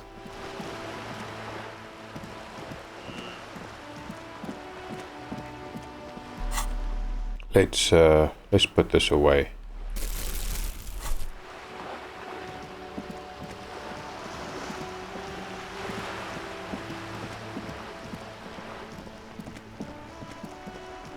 What is that?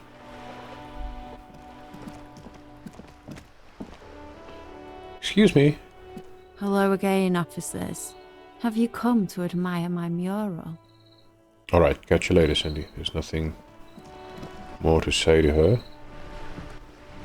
Alright. I think we should... Yeah. Oh, what's this?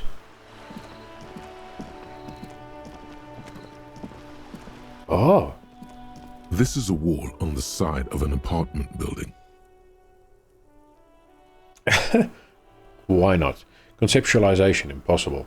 Why am I looking at this wall? You have no clue. It's just the wall. So many walls all over Martinaise, weather-worn, cracked, their paint peeling. Okay. Ooh, what's this? Oh, magnesium and money. Nice.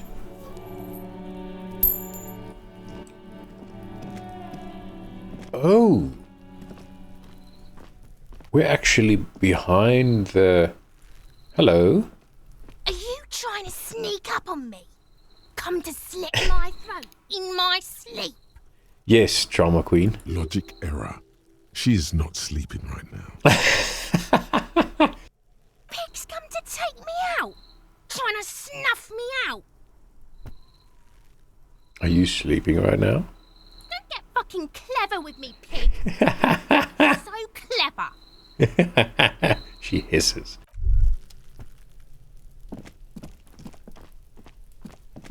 Okay, what's this? A garden hose. This won't be of use until the snow melts. Right.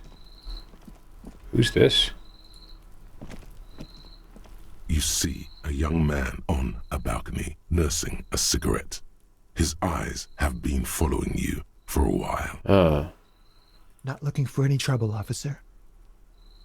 He says in a quiet voice. Despite the cold, his shirt hangs unbuttoned on his frame. Why are you whispering? It sounds like you're already in trouble. No trouble from me. I just want to know what's going on here. Too late, young man. Trouble's found you.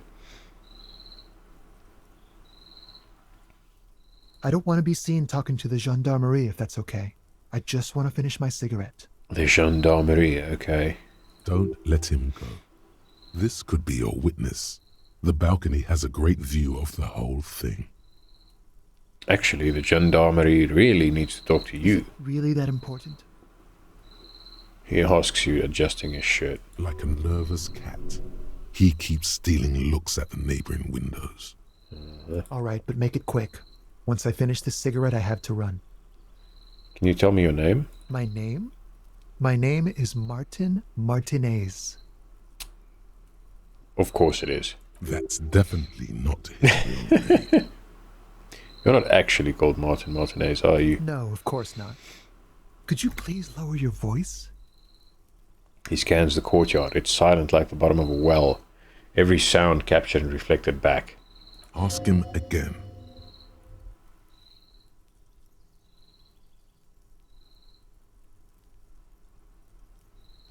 Listen, I really need your name. And I really need to finish this cigarette. He replies with a subtle smile. But he hasn't left yet. Looks like you've got a good view of the Whirling's backyard. Can you tell me anything about the hanging? I'd even go so far as to say that the view is a little too good, my dear gendarme. Do you have an estimate of when the body will be taken away? We will remove the body as soon as possible. Now tell us, where were you last Sunday? Oh. You already asked me that, didn't you?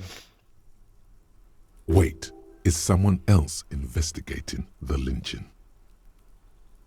Pretty sure I didn't. No, not you. Some more muscular type. Ah. And when did you speak to this more muscular gentleman? The lieutenant takes out his little blue notebook and writes something down. Last week? I don't know. Look. He looks around the courtyard again. Old patio chairs and dead houseplants litter the scene. He's an actor declaiming a soliloquy. See how you hang on his every word? You didn't answer the question. What were you doing last Sunday? I had a friend over. What kind of friend? It was my Sunday friend. Okay. Makes sense. Friends are nice on Sunday. You don't have to work. You can just spend time with pals, watching rugby and drinking beer. Rugby is an interesting choice. I wonder where this game was made. I haven't even checked. What's your friend's real name? Did he see something? He doesn't reply, gesturing no with his cigarette. In the neighboring windows, you can see faint reflections of his silhouette, all from different angles. All right, we'll talk later. We won't. He takes one last drag of his cigarette before stubbing it out on the balcony. Now, if you'll excuse me, I really need to get going. I mean, let's try. Hasn't been going very well, but let's try and convince him to stay.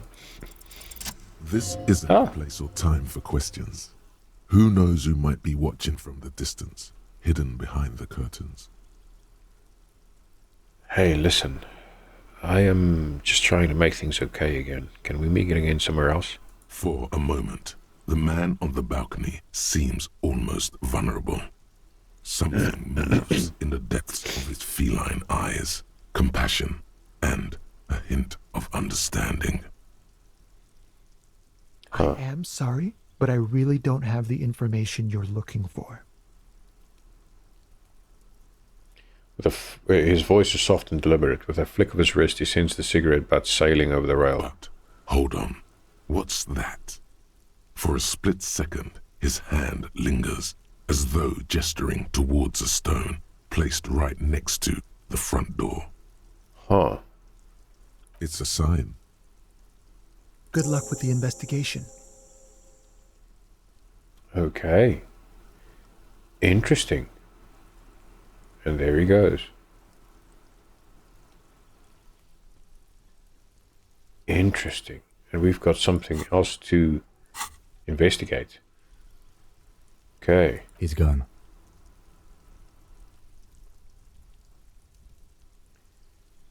Why should we run after him? No point in running.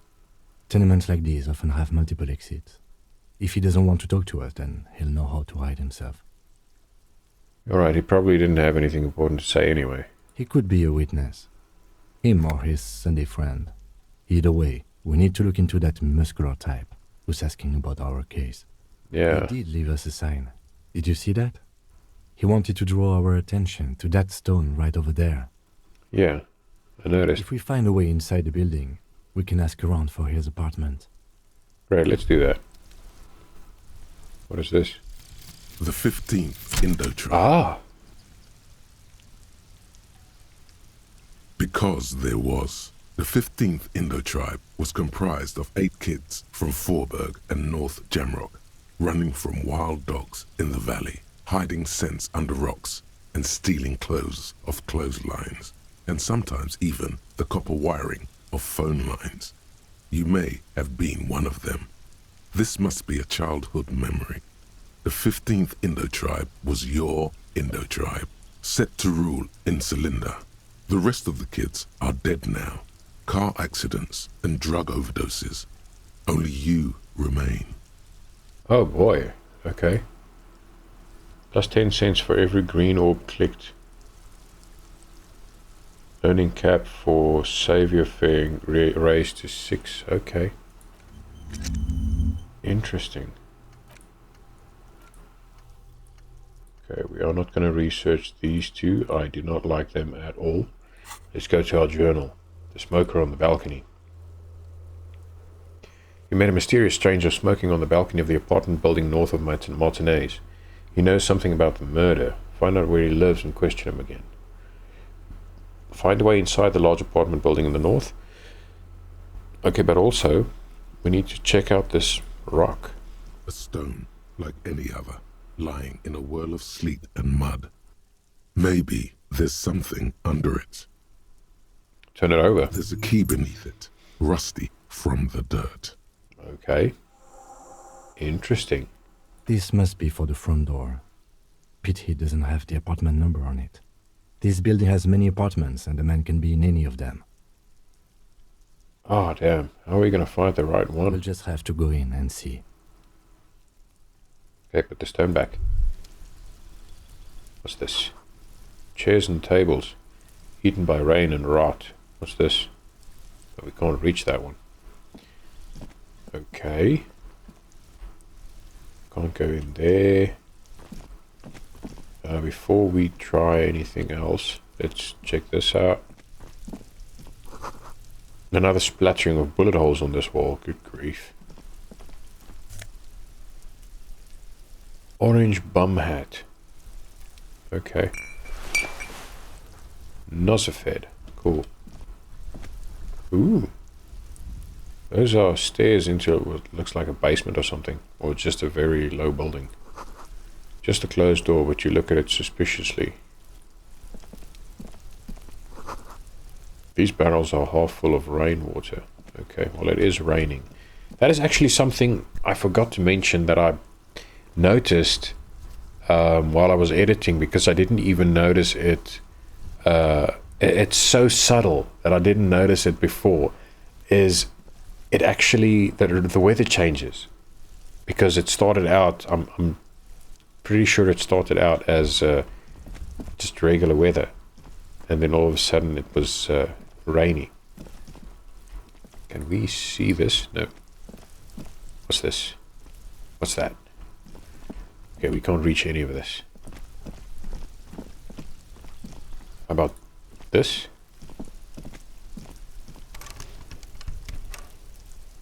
Okay, so that's locked too. Are we... Done? Okay, we've found a way inside. Let's go in. Aha. Eviction notices and missing pets are plastered on top of each other. Okay. This box is filled with cleaning chemicals. Smells of laundry detergent. What's this? Flip up glasses. The auditor. +1 logic, -1 authority. Okay. Okay, we'll see about that. Oh, that's so weird. It looked like there was something in the way here. Meantime, it's just a floor. Let's take a look at this first.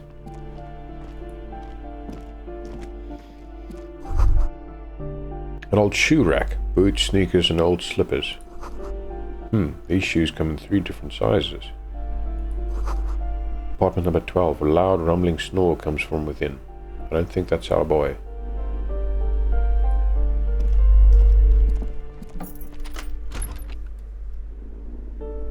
Interesting. Okay, so we've got clothes.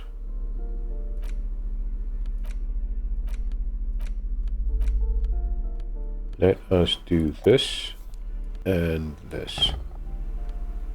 We've still got the gloves on. Let's see. Ah. These shower curtains are covered in some sort of slime. Ugh. That is nasty. What is this? Ah, money. Money, money, money. Alright, so nothing else of interest here, right? I love the light. The lighting effect is so good. Holy crap, this is so cool. It's the best flashlight I have seen in a long ass time. Okay, let's put the flashlight back. Let's see. Ooh, let's close the door. Let's just be polite.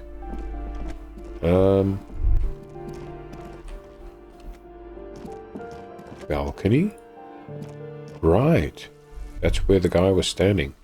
Okay, cool. The breaker box is full of cigarette butts and electric wires. What is this? Oh. There's a bunch of doors.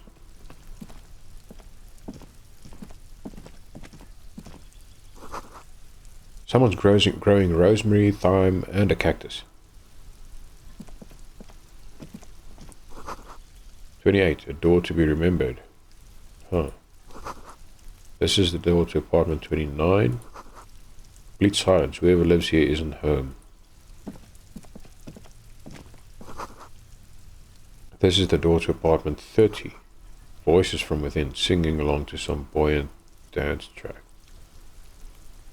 Can't reach that. What about this door? Just a door. Nothing for you here right now. Well, that's interesting. And that?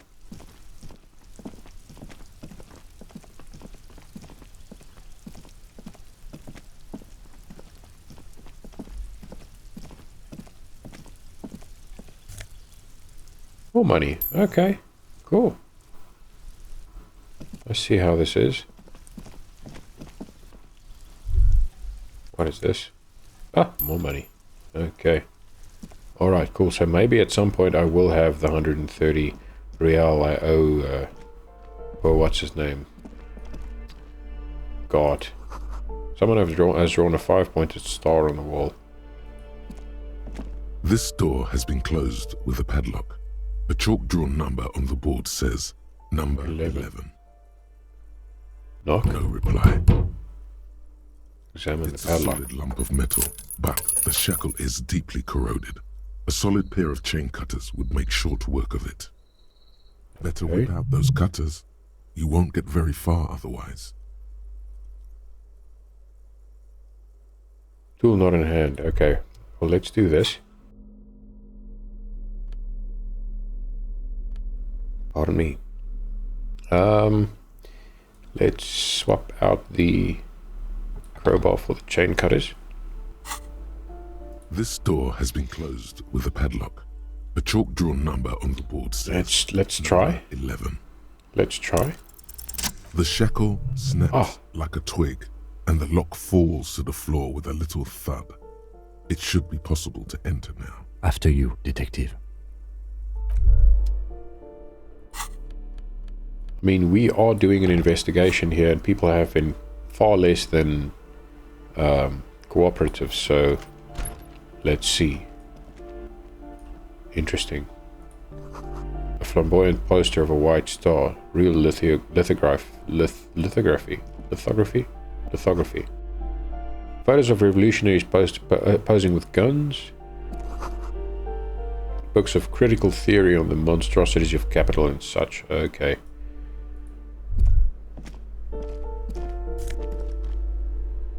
Bullets. Interesting. And a what?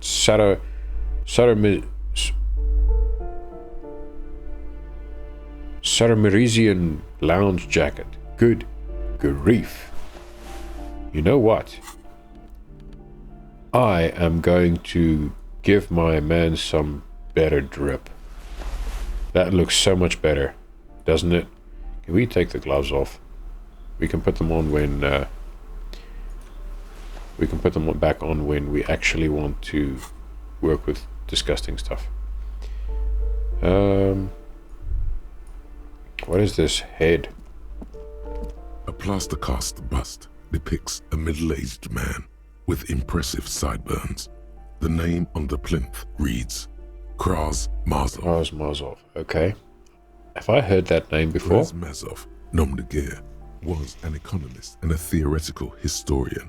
He was a leading figure in the Grad side of the turn-of-the-century revolution, where he headed the 9-day government. Mazov is considered the father 9 or 11? Communism, Mazovian thought, or Mazovianism. He said 9, but it says 11. Which is correct? Why does this tenant have a bust of Krasmazov in their bedroom? Krasmazov was the sexual diva in the zoo file, probably. Ugh. I mean, I don't know that. The white star, the photos on the wall. I think we have broken into the apartment of a young communard. How fitting. He looks around before mumbling to himself.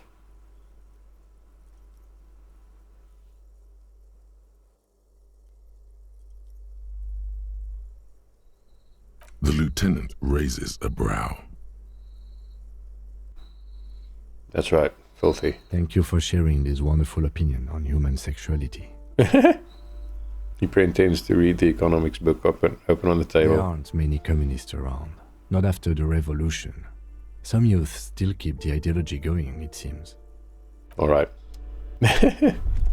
I mean, like I said, I don't know that for sure. That's just some random opinion. This one? You hear someone walking around inside, rearranging the furniture.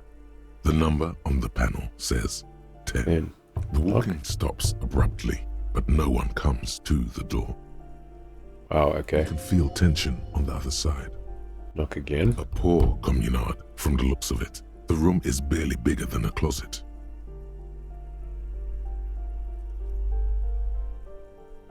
This is the police. Open up. Do I have to open the door? You hear the clacking of heels again as the other side walks right up to the door. Her tone is now getting a defensive edge. Do you have a warrant? I'm not obligated to open the door if you don't have a warrant. Let's go. We don't have a reason to get inside that apartment. It's generally easier to do things if you have literally any reason. Yeah, we have absolutely no reason. Alright. This one?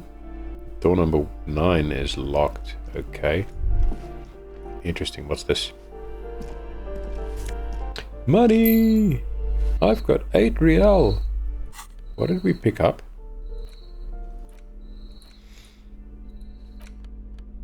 Oh, right. We've got that thing. This one? Apartment number 8. Their mailbox is overflowing. The graffiti says a firing squad for the rich. Give me a moment.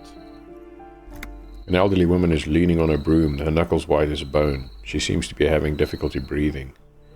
Is this the lady that was so adamant? Yes, that's the same portrait. This is the lady that didn't want to let us in on the other side. The cold never does any good for my bronchitis. She sneezes into a dirty handkerchief. Are you alright? Should I call a doctor? I'm fine. Fine. Don't you worry about me. She starts coughing, red spots appearing on her cheeks. You seem fine. You're still worried. It's very worrying. Yeah, she seems fine. Now, what do you want from me, policeman? She's the cleaning lady. She knows the floor plan and the residence. What are you? I'm no one. Just an old woman who cleans these hallways. You live here? I wonder if I can use the keyboard. Yes, I If can. you can call it living. I have a little room upstairs right next to the coal room. Wow, okay. She spits on the floor before wiping it off with a broom. This seems like a miserable existence. It's barely bigger than a closet. But I don't complain, no. I have my bed and my aching bones to keep me company. And that's all I need from this world.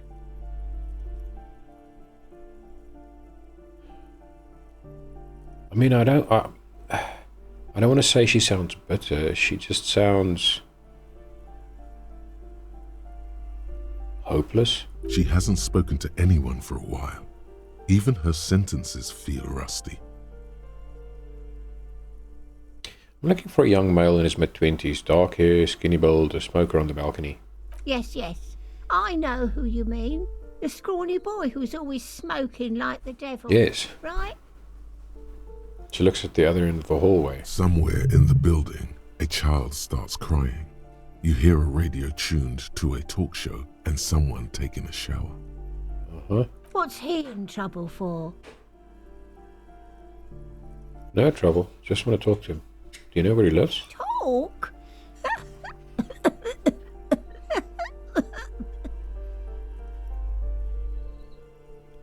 The cleaning lady starts laughing, but it turns into a violent coughing spasm.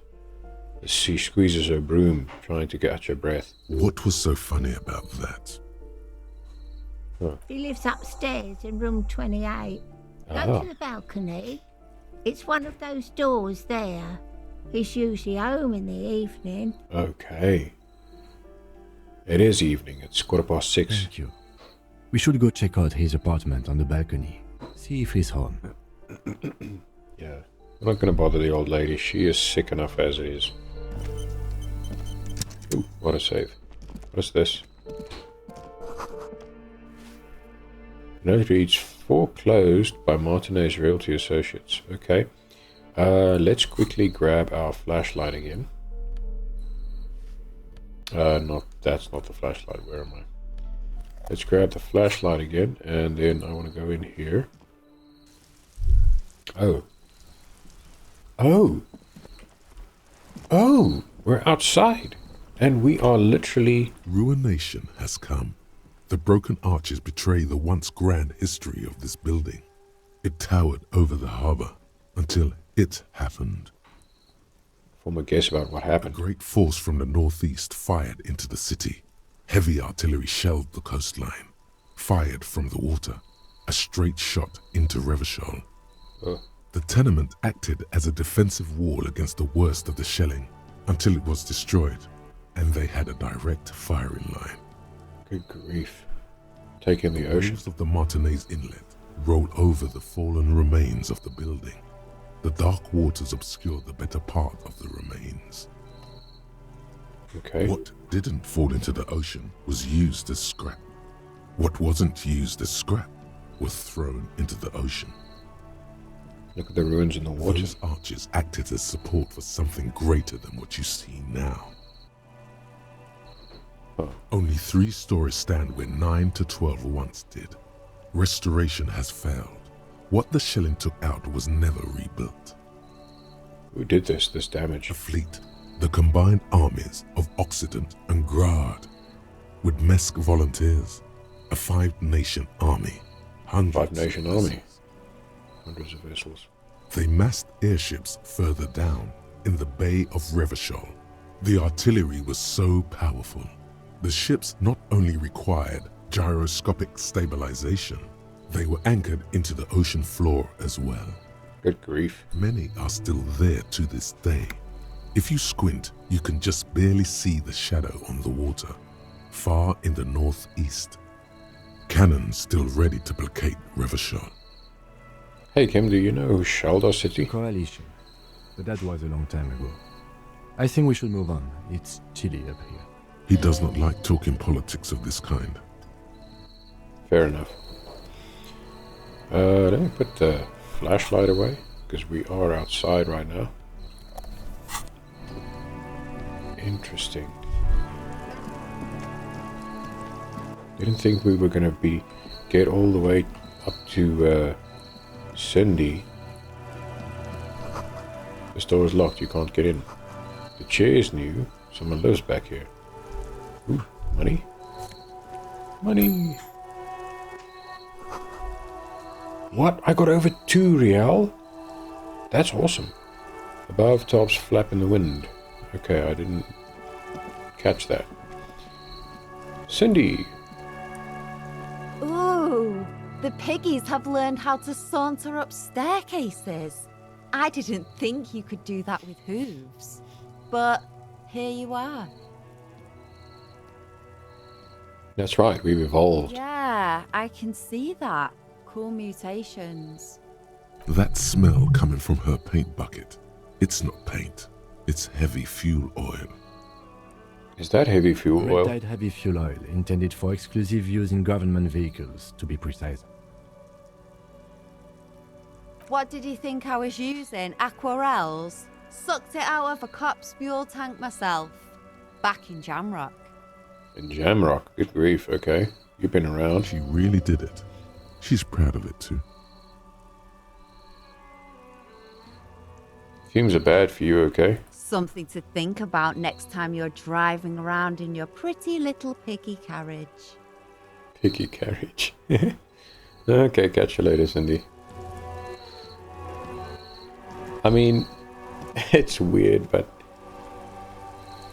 I kind of like her, even though she is clearly wacky. Let's see. There's a bottle. Do we have any other bottles around? Ooh, what's this?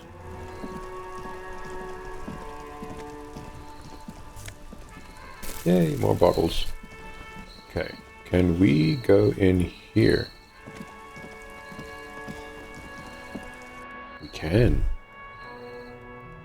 Oh, what is this? It's a really messy bed. Someone's been sleeping here recently. Oh, is this the old lady's?